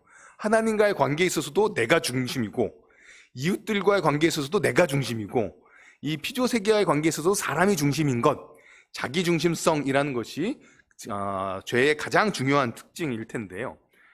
이게 타락으로 인해서 그게 모든 관계 가운데 영향을 미쳤다는 것이고요. 한 가지 타락에 관해서 제가 좀 성찰해보고 싶은 것, 돌아보고 싶은 건 뭐냐 하면 이 그림인데요. 아까 세계를 볼 때 저희가 보았던 표잖아요. 세계 교회, 가정, 정치, 사업, 예술, 교육, 출판, 사고, 삼정, 동식물, 무생물이 있습니다. 자, 이게 세상인데 세상이 타락했어요. 타락해서 어떤 일이 벌어졌냐 하면 교회는 거룩한 것은 남았지만 나머지는 다 속된 것이 돼버리고 말았다. 요게 타락에 대한 오해입니다. 타락은 교회는 거룩한 것을 남겨두고 나머지가 다 망가졌다는 게 아니라 타락은 모든 것에 영향을 미쳐서 심지어 교회마저도, 그리고 교회 안에서 벌이는 우리의 신앙마저도 하나님을 향한 거룩한 것일 수도 있고 하나님을 등진 속된 것이 될 수도 있는 것이죠. 타락 때문에 사업하는 것, 돈 가지고 사업하는 거는 타락한 것이고 신앙, 주일과 신앙만 거룩한 거로 남았다면, 우리가 은혜를 받으면, 어떤 분들은 하나님께 그렇게 부르시는 분들도 분명히 계십니다만 내가 하던 일들을 그만두고 우리가 모든 걸 다 교회와 관련된 거를 해야만 우리가 다시금 신앙을 제대로 하는 듯한 느낌을 받잖아요. 그렇지 않다는 것이죠. 타락은 모든 것에 영향을 미쳤기 때문에 저희가 어떤 예술에 종사하고 있다 하더라도 그 예술에 종사하는 방식이 잘못된 것일 수 있지만 그 방향을 바꿔서 하나님을 향해서 할 수 있다는 것이죠. 이 그림은 우리에게 두 가지를 알려주는 것입니다. 모든 것에 영향을 받았기 때문에 우리가 신앙생활을 제대로 한다는 것은 방향을 바꾸는 것이다. 영역을 옮기는 게 아니라 내가 같은 곳에 머물면서도 하나님을 등졌던 방식을 하나님을 향한 방식으로 바꿀 수 있다라는 것을 알려주는 것이고요. 또 하나는 교회라는 혹은 신앙이라는 그 영역도 영향을 받고 있다. 우리가 내가 신앙생활을 하면서도 무엇이 잘못되어 있을 수 있다라는 생각을 해보게 만드는 것입니다. 그래서 저는 신앙생활에 있어서 오늘 부제에 든 거죠. 신앙생활에 있어서 중요한 우리의 행위 중에 하나인 성경 읽기가 어떤 식으로 이렇게 왜곡될 수 있는지, 어떤 식으로 어그러질 수 있는지를 잠깐 좀 생각해 봤으면 좋겠는데요. 아까 말씀드렸던 것처럼 죄의 특성이 자기중심성이라고 했을 때 성경을 읽을 때 우리는 내 중심으로 읽게 되는 경우들이 생긴다는 것이죠. 타락 때문에 하나님과 사람의 관계가 어그러졌습니다. 그렇기 때문에 성경을 읽어도 하나님의 뜻을 우리가 온전히 받는 게 아니라 나 중심적으로 이해하게 된다는 것이죠. 성경을 잘 이해하려면 사실 노력과 끈기와 공부가 필요합니다. 근데 그냥 편하게 내가 편한 대로 읽어버리는 것이죠. 예를 들자면 빌립보서 4장 13절에 내게 능력 주시는 자 안에서 내가 모든 것을 할 수 있느니라 라는 말씀을 읽으면 어떻게 보면 굉장히 격려가 되기도 하고 신나는 말씀이기도 하고 어떨 때는 좌절되기도 하죠. 나는 왜 내게 능력 주시는 자에서 내가 모든 걸 다 못하고 있지? 뭐 이런 생각이 들 수도 있는 구절이잖아요.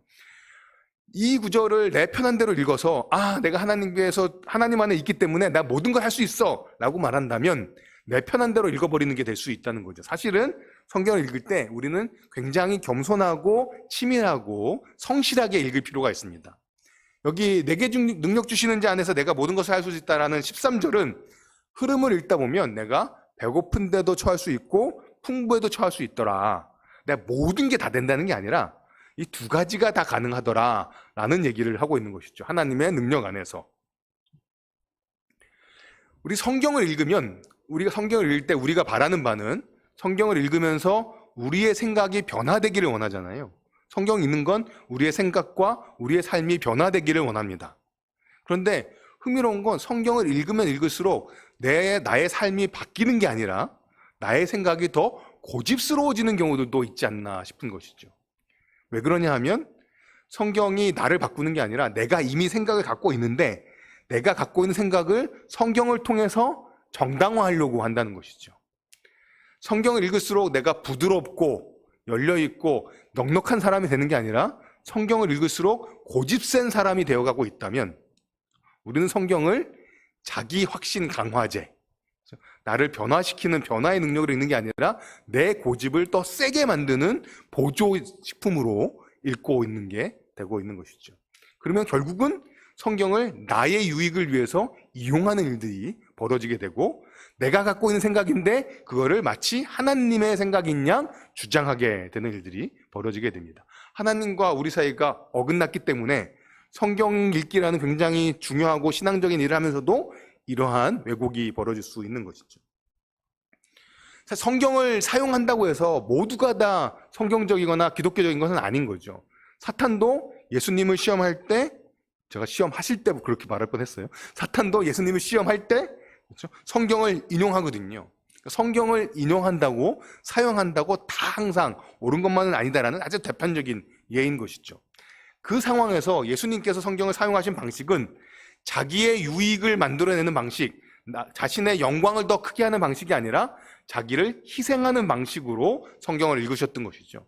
성경을 읽는다고 다 된 게 아니라 성경을 예수님 방식대로 우리의 삶을 내어놓는 방식대로 읽을 때 성경이 바르게 읽혀지는 거죠. 성경 읽기는 십자가를 지는 순종의 삶으로 이어져야만 우리가 자기중심적 읽기가 아닌 상황이 됩니다. 두 번째는요, 아까 이제 사람들 사이의 관계가 어그러졌잖아요. 개인주의가 가장 대표적인 모습일 수 있겠죠. 아까 저희가 오늘 두 번째 구절인데요. 하나님이 과로를 이처럼 사랑하사 독생자를 주셨으니 과로에 들어갈 말은 뭘까요? 네, 세상이지요. 네, 하나님이 그렇지만 우리는 성경 구절에는요. 요한복음 3장 16절에는 하나님이 세상을 이처럼 사랑하셨다라고 분명히 써 있음에도 불구하고 하나님의 세상을 사랑하셨다라고 얘기하는 것과 하나님의 나를 사랑하셨다고 얘기하는 것과 어떤 게 더 큰 은혜가 되냐 하면 하나님이 나를 사랑하셨다라고 말하는 게 훨씬 더 큰 은혜가 됩니다. 제가 청년 시절에 교회 수련회를 가게 되면 이제 기도회 시간이 있잖아요. 근데 기도회 시간에 막 불 꺼놓고 반주하면서 막 기도를 시키면 옆에 친구는 기도를 너무 잘해요. 근데 저는 기도가 하나도 안 돼요. 그러면 그때까지 받았던 수련의 은혜가 다 망가지는 거죠. 이 수련회 아무 은혜 없고 아주 실패한 안 좋은 기억 나쁜 수련회가 돼버리는 거 맞는 거잖아요. 근데 잘 생각해 보면 지금 옆에 있는 친구가 은혜 받고 기도한다는 건 하나님께서 우리 공동체를 돌아보셨다는 증거잖아요. 내가 하나님의 은혜를 원하는 방식으로 경험하고 있지 못한다 하더라도 하나님께서 우리 공동체를 기억하고 은혜 주고 계시다면 그게 나에게 기쁨이 될 수 있어야 되는 게 아닌가라는 생각을 나중에 조금 철이 들고 나서야 해보게 된 것이죠. 우리가 개인주의에 너무 영향을 받았기 때문에 성경에 세상이라고 써 있어도 세상으로 읽고 싶지 않습니다. 세상으로만 읽고 얘기하면 섭섭해요. 거기에 꼭 내 이름을 넣고 읽고 찬양을 불러도 성민아 일어나라 내가 새 힘을 주니 이렇게 자기 이름 넣고 막 불러야 그때서야 은혜 충만이 올라간다면 우리는 성경을 읽을 때 개인주의적으로 읽고 있는 것이고요. 사람들 사이의 관계 내에서 나의 자기중심성 가운데서 성경을 읽고 있게 되는 것이죠. 이런 예들은 많습니다. 아까 말씀드렸던 주기도문에 있는 예잖아요. 제가 주기도문을 보면서 어떤 생각을 잠깐 했었냐 하면 11절에 오늘 우리에게 일용할 양식을 주옵시고라는 기도문이 있는데 뭐 사람마다 처지가 좀 달라서 요 예는 제가 말씀드리기 조금 조심스럽습니다만, 예를 들면 저 같은 경우에는 지금 제가 묵고 있는 곳에 냉장고를 열면 이 기도를 드리지 않아도 한 이틀 정도는, 한 3일 정도는 먹을 음식이 있어요. 그렇죠? 제 밑에 햇반이 이렇게 있고 약간의 사과도 있고 귤도 있습니다. 한 냉장고를 열면 한 3일 정도 먹을 게 있는 이 제가 굳이 이 기도를 드려야 할까? 라는 생각이, 못된 생각이 들었던 적이 있었던 거죠. 오늘 우리에게 일용할 양식을 주옵시고라고 우리는 기도하지 않아도 먹을 것들이 꽤 있는 우리의 삶은 아닌가 싶은데 왜 이 기도를 주님께서는 드리라 하셨을까 하다가 들었던 생각은, 이 기도는 나에게 먹을 양식을 달라는 기도가 아니라 우리에게 먹을 양식을 달라는 기도인 거죠. 사실 오늘 그 이야기 같이 오후 수련 시작하기 전에 강 목사님께서 기도하실 때 시리아하고 트르키예 분들 위해서 기도하면서 잠시 잠시 이렇게 목이 메시고 기도했던 순간에 마음에 감동이 많이 있었는데요. 우리가 이 기도를 드릴 때 우리의 범주를 어떻게 잡느냐에 따라서 이 기도는 정말 저희가 간절히 드려야 될 기도인 거죠. 내가 아니라, 그리고 그 우리가 나나 내 식구를 넘어서 우리의 이웃, 우리의 동포들, 또 이 세상에 있는 함께 살아가는 그리스도인들을 우리라고 우리가 품을 수 있다면 이 기도야말로 정말 마음을 다해 드려야 되는 기도인 것이죠. 그런데 우리는 이 기도에 우리라고 있음에도 불구하고 그것을 명확하게 인식하지 못했던 개인주의적인 성경 읽기가 우리 가운데 있지 않았나 생각해 보게 됩니다. 자기중심성이 관계에서 영향을 미쳐서 그렇게 되는 것이죠. 성경 읽기가 인간중심적일 때도 있습니다.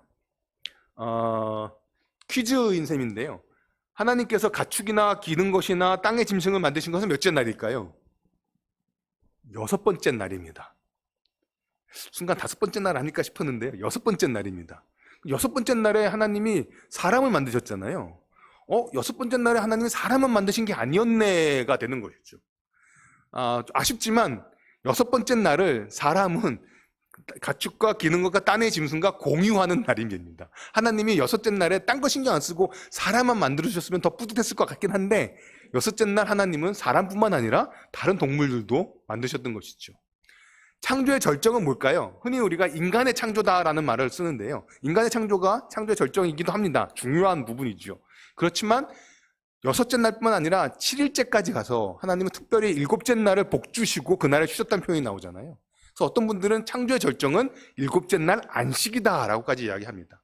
이 두 가지 생각은 우리가 성경을 읽을 때 너무 사람이 중요하다고 생각하면서 읽은 것은 아닌가. 물론 아까 제가 놓치지 말아야 되는 게 있죠. 사람은 진짜 중요한 존귀한 존재입니다. 하나님의 형상으로.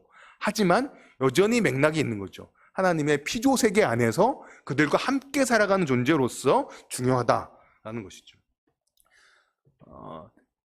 창조의 절정이 안식일이라고 했을 때 그 안식을 누리는 대상이 남자만 있었던 것도 아니고 성인 남성만 있었던 것도 아닙니다. 신명기 5장 14절에 보시면 안식일인즉 너나, 일단 1차적으로 이 말씀 들었던 건 성인 남성일 텐데요. 왜냐하면 아들이 있잖아요. 아내가 뒤에 언급되니까요.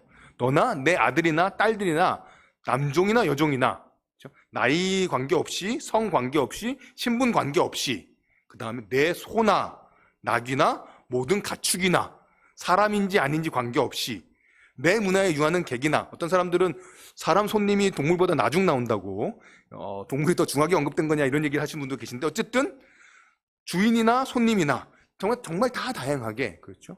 성 관계없이, 남자 여자 관계없이, 신분 관계없이, 사람이냐 아니냐 관계없이 창조의 절정인 안식의 복을 누리라고 명령하고 계신 것이죠. 동물도 안식의 복에 참여하기를 하나님께서는 명하셨습니다.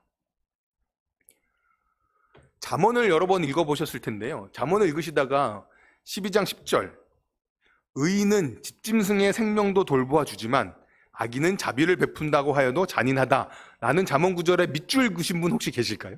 여러분들 성경책 펴셔서 잠언에 밑줄이 있을 텐데 과연 12장 10절에 우리는 얼마나 밑줄을 걷을까? 라는 질문이 저는 드는 거죠. 잠언을 읽다 보면, 그렇죠? 위에 있는 10장 22절 같은 경우에 복은 사람을 부하게 하고 근심을 겸하여 주지 않느냐는 아마도 밑줄이 많이 거져 있을 것 같습니다. 그렇지만 우리가 동물에 관해서, 피조세계에 관해서, 이 자연에 관해서 언급하고 있는 구절들이 성경에 그래도 꽤 있거든요. 이러고 보니까 은근 많아요. 그렇죠? 그 구절들에서 우리는 얼마나 관심을 기울여 왔을까라는 질문을 던져보게 됩니다. 여러 가지 자기중심성을 이야기했던 것이죠. 타락은 자기중심성을 키웁니다. 근데 우리는 성경을 읽을 때조차 자기중심성 가운데 성경을 읽게 되는 거죠. 그래서 하나님과 관계에 있어서 하나님의 뜻이 아닌 내 뜻을 읽는 우상숭배적인 읽기를 하기도 하고, 이웃들과 관계에 있어서 개인주의의 영향을 받아서 다른 사람들을 놓고 우리를 나라고만 읽게 되는 잘못을 범하기도 하고, 창조세계 가운데서의 자기중심성은 성경을 읽으면서 하나님이 그 넓은 온 세상을 향한 관심을 사람에게만 좁혀서 읽는 일도 벌어지게 되는 것 같습니다. 그렇다면 우리는 내 성경 읽기가 틀릴 수도 있다는 겸손함, 나의 뜻보다는 하나님의 뜻, 나의 필요보다는 이웃의 필요, 그리고 인간뿐만 아니라 창조세계에 대한 하나님의 관심을 갖고 성경을 읽는 것이 우리가 성경 읽기를 조금 더 회복되게, 하나님 뜻에 어울리게 읽는 방식이 아닐까 싶습니다. 타락에 관해서 마지막으로 드리고 싶은 것이 하나가 있는데요. 그건 뭐냐 하면, 타락을 얘기하면 우리가 인간이 타락을 얘기하게 되고, 우리가 자기중심성이 있다 보니까 내가 타락했다는 생각보다는 남이 타락했다는 생각을 더 강하게 내게 되는 것 같아요. 그렇죠? 저는 그것을 타락의 과소평가라고 말씀드리고 싶습니다. 나는 마치 타락의 영향을 안 받은 사람처럼 생각하는 거. 그렇죠? 사실은 여기가 기독교 세계관을 이야기하고 성경을 읽고 많이 얘기하지만 우리의 시각, 관점도 온전하지 않을 수 있잖아요. 그러니까 겸손해질 필요가 있다는 거죠. 우리가 타락을 얘기하면 남의 타락을 얘기하다 보니까 나는 안 한 것처럼 하면서 은근히 교만해질 수 있는 것은 타락을 과소평가하는, 그래서 저는 기독교 신앙을 이야기하면서, 기독교 세계관을 얘기하면서 다른 사람들을 무례하게 대하는 경우들은 부적절하다, 타락한 방식이다 라는 생각을 좀 해보게 되고요. 또 하나는 타락의 과대평가라고도 말해보고 싶은데, 아무리 타락했다 하더라도 하나님의 선한 그 은혜를 완전히 무효화시키지 못한다는 거죠. 인간이 타락했다고 해서 이 온 세상이 다시 창조 이전의 혼돈과 공허한 상태로 돌아갔느냐? 그렇지 않잖아요. 인간의 타락이 하나님의 넉넉한 은혜를 무효화시키지 못합니다. 여전히 하나님은 햇빛과 비를 주시는 넉넉하신 하나님이시고, 여전히 사람은 하나님의 형상인 것이죠. 요거를 다른 사람들과 관계에 있어서 이렇게 조금 정리해 본 분이 계신데요. 팀 켈러라는 요새 유명한 목사님이시죠. 센터 처치라는 곳에 이런 글을 쓰셨습니다. 조금 제가 설명을 풀어드려야 될 것 같은데요. 두 가지 얘기를 하고 있습니다. 저희가 지금까지 얘기했던 창조에 관한 이야기, 그리고 타락에 관한 이야기입니다. 그걸 하나는 죄의 교리라고 얘기하고 있죠. 죄의 교리, 즉 타락에 관해서 우리가 생각해야 될 건 뭐냐 하면, 우리가 추구하는 바른 세계관만큼 그리스도인들은 바른 세계관을 추구합니다. 기독교 세계관은 옳은 세계관이니까요. 그런데 우리가 그러한 신앙적으로 살아간다고 하고 그 세계관을 추구한다고 해서 우리가 그 세계관만큼 선하지는 않다. 우리 스스로 돌아봤을 때 우린 여전히 결함이 있고 악하고 약한 존재다라는 것을 인정하라는 것이죠. 아까 얘기했던 것처럼 타락은 우리를 그런 존재로 만들었다는 것이죠. 그러니까 타락에 대한 적용, 죄에 대한 적용과 성찰은 우리 스스로에게 하라는 얘기입니다. 반면에 하나님의 형상을 따라 창조된 것, 일반 은총은 창조에 관한 이야기인 것이죠. 하나님이 이 세상을 창조하셨다, 이 세상을 붙잡고 계시다라는 그 이야기는 우리에게 비신자들이, 그리스도인이 아닌 분들이 하더라도 그들의 세계관은 잘못됐겠죠. 기독교 세계관 아니고 잘못된 세계관이겠습니다만, 그렇다고 그들의 삶이나 그들의 생이 완전히 결함이 있는 것은 아니다. 여전히 그리스도인이 아닌 분들에게도 하나님께서 베풀어 주시는 일반적인 은혜가 있다. 그분들도 여전히 하나님의 형상이다. 타락에 대한 성찰은 우리 스스로에게, 하나님의 창조의 은혜의 넉넉함은 다른 사람들을 생각할 때 적용해보라는 도전이 되겠습니다. 여기까지가 이제 타락 얘기인데요. 2분 동안 저희가 구속해야 됩니다. 구속은요, 그 두 가지만 이야기 드리고 싶은데요. 하나는 우리가 구원이라고 하게 되면 가장 먼저 떠오르는 건 죽어서 천국 가는 그림인 거죠. 근데 오늘 우책도 교수님이 또 너무 잘 말씀해 주셨죠. 죽어서 천국 가는 것으로 구원이 끝나는 것이 아니라 구속이란 것은 이 온 세계가 하나님의 원래 계획대로 회복되는 것입니다. 그 창조 계획대로 완전히 완성되는 것이에요. 그러니까 구원은 내가 이렇게 발이 잘 안 보이는 하얀 옷을 입은 둥둥 떠다니는 영혼이 되어서 천국 가는 것이 아니라 하나님께서 선하고 아름답게 만들었던 그 창조 세계가 원래 하나님의 목적대로 완성되어지는 것입니다. 그래서 이렇게 표현합니다. 우리가 천국에 가는 것이 아니라 새하늘과 새 땅이 이 땅에 임한다라고 이야기하는 것이죠. 그것이 우리가 갖고 있는 맨 마지막에 가장 영화로운 소망입니다. 그렇기 때문에 우리가 매일매일 하는 하나하나의 일상이 그 새하늘과 새 땅을 채울 수 있다는 것이죠. 요거 그림 설명 드릴게요. 우리가 생각하는 구원은 밑에 타락한 세상에서 우리를 뽑아가는, 세상이 타락했을 때 해결 방식이 있는 거죠. 우리를 탈출시키는 것이죠. 근데 하나님의 타락한 어그러진 세상에 대한 해결 방식은 우리를 뽑아가는, 탈출시키는 것이 아니라 전체를 회복시키는 것입니다. 그래서 우리를 구춘시키는 것이 아니라 이 세상을 회복하는 것이 구속의 가장 핵심되는 개념이 되는 거죠. 그래서 이 두 가지가 구별이 되는데요. 모두 다 없애버리고 새로 만드는 게 아니라 있는 것들을 새롭게 하는 것이 하나님께서 우리에게 준비하고 계신 영광로운 미래인 것이고요. 바렛 브라운이라는 시인은 땅은 하늘의 것들로 가득 차 있다라고 시를 썼다고 합니다. 이 땅은 정말 하늘의 것들로 가득 차 있다. 근데 요거를 폴 스티븐슨이라는 교수님이 뒤집어 적용하셔서 하늘은, 새하늘과 새 땅은 우리의 일상의 것들로 가득 차 있다라고 표현을 하셨는데요. 요 그림이 마지막에서 두 번째 슬라이드입니다. 이 슬라이드는 예수님의 부활하신 이후의 몸을 그리고 있습니다. 예수님이 부활하시고 나서 자기 몸에 있는 창자국을 확인해 보라고 제자들에게 이야기하시는 거잖아요. 자, 질문인 거죠. 자, 이 시점은 예수님의 부활 이후입니다. 그렇죠? 요걸 우리가 비유적으로 말하면 새하늘과 새 땅에 있을 새로운 몸이라고 말할 수 있겠죠? 새로운 변화 이후에, 부활 이후에 새로운 몸입니다. 근데 그 부활 이후에 새로운 몸에 부활 이전에, 돌아가시기 전에 지금 세상에서 만들었던 자국이 남아있는 거죠. 예수님의 부활하신 몸은 완벽해야 될 것 같잖아요? 실제로 완벽하고 온전하시죠? 근데 그 완벽함과 온전함에 창자국이 있는 거예요. 근데 그 창자국이 왜 남아있을까 생각해보면 이 창자국은 예수님의 사랑의 흔적인 것이죠. 그러니까 폴 스티븐슨 교수님이 뭐라고 말씀하시냐면 고린도서에 보게 되면 그 중에 믿음, 소망, 사랑은 영원히 있을 거라는 표현을 쓰잖아요. 세상이 가고 마지막에 정화의 불로 이 세상을 새롭게 하실 때 어떤 것들이 남을 수 있을 것인가? 우리가 하루하루 살아가면서 믿음과 소망과 사랑을 가지고 했던 일상의 일들이 이 마지막 때를 채울 거라는 것, 마지막 새하늘과 새 땅을 채울 거라는 것이죠. 이 질문은 우리들의 매일매일의 삶과 밀접한 관련이 있습니다. 질문은 이런 거죠. 우리가 예수님을 믿게 되었습니다. 새하늘과 새 땅과 하나님의 백성이 되는 복을 받았습니다. 그럼 내가 빨리 죽어서 천국 가면 되지. 내가 지금 하루하고 하고 있는 이 일들은 무슨 의미가 있을까? 나중에 불타서 없어진다면 내가 열심히 만들었던 음식들, 내가 열심히 만들었던 썼던 글들, 그것들은 내가 하루하루 했던 그 단순한 일들의 반복은 어떤 의미가 있을까? 라는 질문이 남게 될 때 그 일들은 만일에 우리가 믿음과 소망과 사랑을 가지고 했던 일들이라면 영원한 의미를 갖게 된다는 것이죠. 제가 이분을 벌써 넘겨 죄송합니다만 청년 시절에 제가 외웠던 그 집회 예배 끝날 때마다 외웠던 구호가 있었어요. 뭐냐 하면 한 번뿐인 인생 속히 지나가리라. 오직 그리스도를 위한 일만이 영원하리라. 저는 아멘 하거든요. 근데 질문은 이런 거죠. 영원히 남을 오직 그리스도를 위한 일로 우리가 무엇을 생각하고 있냐는 것입니다.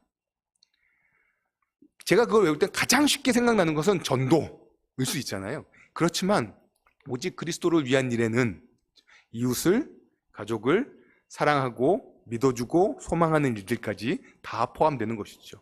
우리의 일상의 일들이 그리스도를 위한 믿음과 소망, 사랑 가운데서 행해진 것이라면 그것은 우리의 한 번뿐인 인생 이후에 남아 영원한 새하늘과 새 땅을 채울 것입니다. 그것이 우리의 일상의 가장 의미인 것이죠. 예수님의 상처처럼 새 몸에도 새하늘과 새 땅에도 우리의 삶의 흔적이 남게 될 것입니다.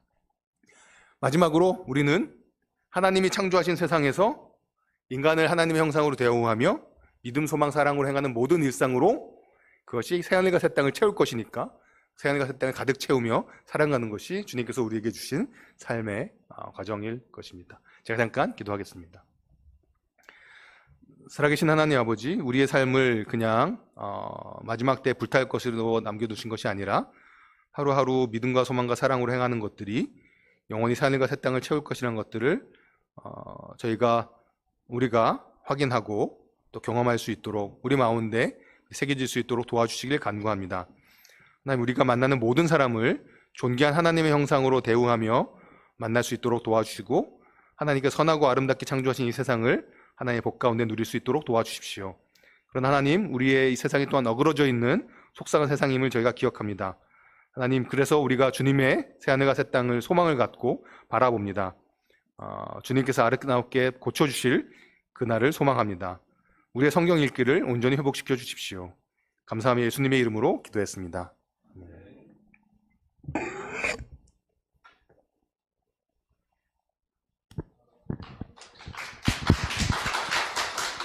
네, 아유, 너무 감사합니다. 우리 어르신들은 너무 많은 얘기를 들어서 머리가 어떠세요? 예, 정말 짧은 시간인데 우리가 갖고 있는, 우리가 믿는 기독교 세계관, 기독교라는 게 무엇인지 창조, 타락, 구속에 걸쳐서 많은 이야기들을 해줬는데 어떠셨어요? 좀 이제 성경이 오전 또 오후 이렇게 같이 연결돼서 하니까 좀 여러분이 생각이 좀 정리가 되시나요? 예? 정리가 안 되고 복잡하시나요? 예. 한번 이게 한 번 듣고는 힘든데 영상으로 남아 있으니까 몇 번 들으시면 아마 더 잘 정리가 될 거라고 생각합니다.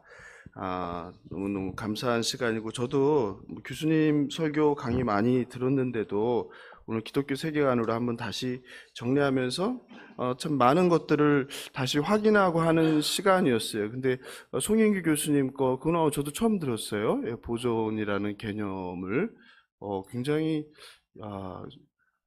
탁월한 생각을 가셨고, 맞죠? 송인규 교수님 책이죠. 예, 너무 놀랐어요. 예, 그러니까 이제 우리 시대도 과거 세대에는 서양 학자들이 이제 연구해 놓은 거, 말한 거 이런 것도만 갖다 쓰기 바빴는데 이제 우리 시대에도 참 좋은 학자님들께서 성경을 이렇게 새롭게 우리 언어로 표현하고 새롭게 보고 있구나라는 생각을 해보게 되었습니다. 아무쪼록 오늘 하루 짧은 시간이지만 우리가 하나님 말씀에 대해서 하나님이 어떤 뜻을 갖고 생각하고 계신지 좀 이해할 수 있는 시간이 되지 않았나 그런 생각이 듭니다. 우리 교수님이 감사하게도 올해 안식년으로 와 계세요. 그래서 앞으로 좀 더 많이 뵐 수 있지 않을까라는 기대도 하고, 또 사실은 이제 책을 쓰기 위해서 나오셨어요. 그래서 올해 우리가 처음으로 이제 북토크를 시작했잖아요. 그래서 1회가 좀 의미 깊게 여러 생각 가운데 여성 신학자를 좀 모셨으면 좋겠다. 오늘 평등이라는 거, 남자 여자를 존귀한 존재를 하나님 만들었는데 안타깝게도 한국교회에서는 여성에 대해서 굉장히 차별적이거든요. 남성 중심으로. 그런 의미에서 특히 이제 보수교단들이 중심이 되다 보니까 여자는 목사 안수도 받을 수 없고 여자는 강단에 설 수도 없고 이런 풍토가 있고, 또 여자는 또 교회에서 잠잠하라 이런 말도 안 되는 성경 해석을 가지고 굉장히 여성이 차별적인 대우를 받는 의미에서 좀 그거를 좀 우리가 소리를 내보자. 어떻게 낼 수 있을까 해서 제가 여성신학자를 북토크 초대 손님으로 모셨어요. 제가 책을 다 읽진 못하고 봤는데 여러분 그 책 꼭 사서 보십시오. 너무 책이 좋더라고요. 구약 성경에 나오는 그 여성들과 관련된 이슈들을 다 정리를 해놨더라고요. 특히 여성분들은, 또 남성분들도 그 책을 꼭 읽었으면 좋겠다라는 생각이 듭니다. 3월 우리가 19일이죠. 그래서 우리 한정우 집사님이 이제 같이 저랑 진행해서 북토크를 진행하게 되는데, 북토크 1회는 그렇게 하고, 우리 교수님 책이 언제 나오나요? 많잖아. 작년에 막 7, 8가지였나요? 그래요?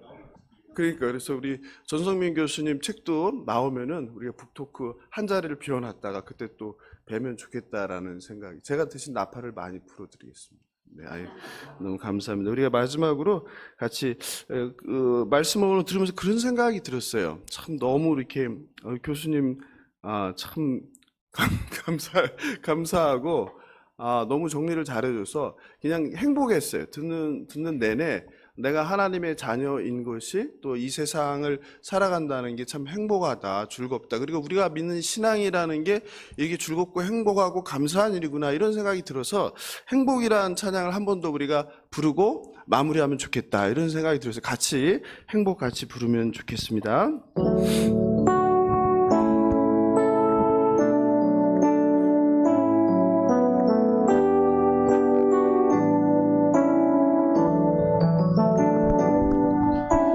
화려하지 않아도 정결하게 사는 삶, 가진 것이 적어도 감사하며 사는 삶, 내게 주신 작은 일 나눠주며 사는 삶, 이것이 나의 삶의 행복이라오. 눈물 날 일 많지만 기도할 수 있는 것, 억울한 일 많으나 주를 위해 참는 것, 비록 짧은 작은 삶, 주 뜻대로 사는 것, 이것이 나의 삶의 행복이라오. 이것이 행복이라오.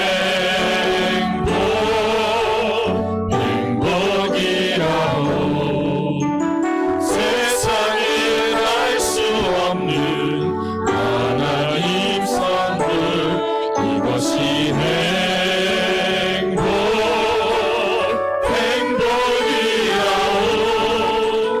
하나님의 자녀로 살아가는 것, 이것이 행복이라오. 다시 한번 고백하겠습니다. 화려하지 않아도 정결하게 사는 삶, 가진 것이 적어도 감사하며 사는 삶, 내게 주신 작은 일 나눠주며 사는 삶, 이것이 나의 삶의 행복이라오. 눈물 날 일 많지만 기도할 수 있는 것, 억울한 일 많으나 주를 위해 참는 것, 비록 짧은 작은 삶, 주 뜻대로 사는 것, 이것이 나의 삶의 행복이라오. 이것이 행복이라고.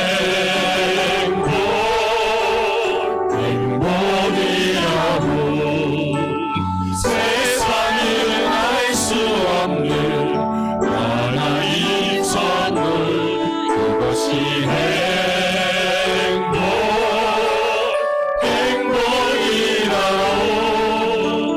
하나님의 자녀로 살아가는 것, 이것이 행복이라오. 이것이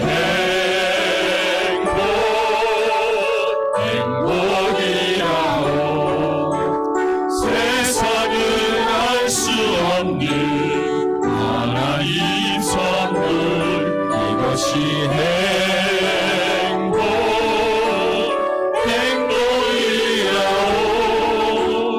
하나님의 자녀로 살아가는 것, 이것이 행복이라오.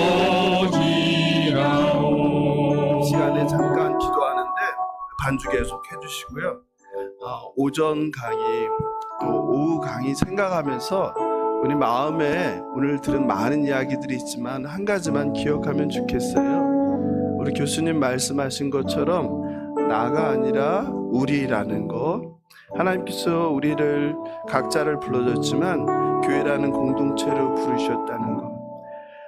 그리고 하나님께서는 우리만 사랑하는 것이 아니라 예수 안에 있는 모든 피조물들을, 이 세상을 창조하시고 이 세상 모두를 사랑하시고 마침내 궁극적으로는 하나님 만든 이 피조 세계를 회복하는 것이 하나님의 방향이라는 것을 우리가 깨달아 알아서 예수를 믿는 자로 독선적이고 나밖에 모르는 이기적인 신앙이 되지 않고, 말씀은 배우면 배울수록, 믿음이 자라면 자랄수록 더 온유해지고 더 넉넉해지고 모든 것을 품어내는 그런 우리가 되게 해달라고 이 시간에 마음 가운데 하나님과 대화하면서 오늘 하루 종일 하나님께 많이 말했으니까 조용히 잠잠히 기도하면서 하나님의 말씀을 듣는 시간 가지면 좋겠습니다. 기도하겠습니다.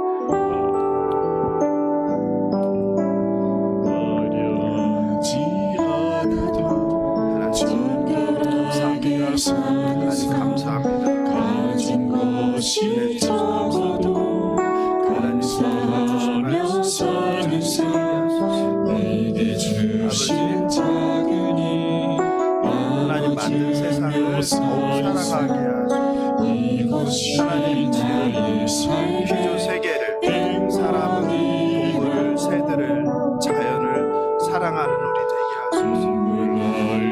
하나님, 그리고 예배당 안에 갇힌 기독교인이 아니라 보냄받은 세상 가운데서 일상의 소중함을 알고 날마다 하나님을 사랑하는 우리 되게 하소서. 비록 짧은 작은 삶, 주 뜻대로 사는 것, 이것이 나의 삶의 행복이라오.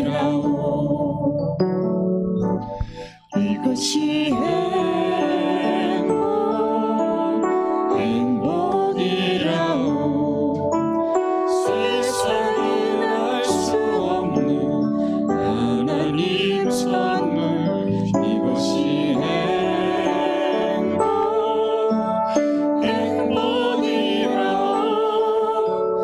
하나님의 자녀로 살아가는 것, 이것이 행복이라오. 자비와 인애가 풍성하시고 노하기를 더디하시는 창조주 하나님 아버지, 자격 없는 저희들을 하나님의 은총 가운데 자녀 삼아주신 그 은혜에 감사합니다. 하나님, 토요일 이렇게 우리가 하루 시간을 내서 하나님의 말씀을 통하여 하나님이 어떠한 분이신지를 다시 배우게 되었습니다. 하나님, 오늘 들은 많은 하나님에 대한 이야기들이 우리 신비 가운데 새겨지게 하시고, 그 들은 말씀대로 우리가 우리의 삶이, 우리의 생각이, 우리의 말과 우리의 행동이 재조정되게 하여 주시옵소서. 하나님, 바라옵기는 우리가 영역을 옮기는 것이 아니라 우리가 방향을 바꾸는 것이라는 것을 다시 한번 깨닫게 되었습니다. 우리의 삶의 방향이 온전히 하나님의 기쁨이 되시고 하나님의 뜻이 되게 하여 주시옵소서. 예배당 안에 갇힌 성도들 되지 않게 하여 주시고, 예배당 밖, 세상에서 예배당에 있을 때나 예배당 밖에 그 어느 곳에 있든지 하나님의 형상으로 지음받은 존귀한 존재로서 하나님의 뜻을 말하고 살아내는 우리 모두가 될 수 있도록 인도하여 주시옵소서. 타락에 대한 성찰은 내 자신에게 적용하는 성도 되게 하시고, 은혜는 타자에게 적용하는 그런 풍성한 삶을 나누는 그리스도인들 되게 하여 주시옵소서.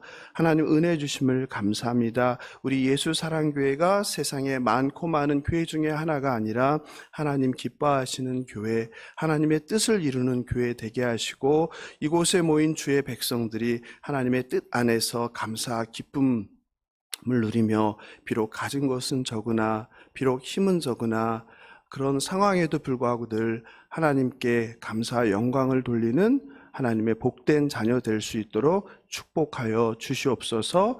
감사하며 생명 되신 예수님의 이름으로 기도합니다. 네, 참 수고 많으셨습니다. 우리 모두를 위해서 박수 한번 올려드리겠습니다. 네, 감사합니다. 오늘 특별히 우리 반주자님 이렇게 오셔서 고생하셨는데 반주자님께도 박수 한번 부탁드립니다. 네, 감사합니다.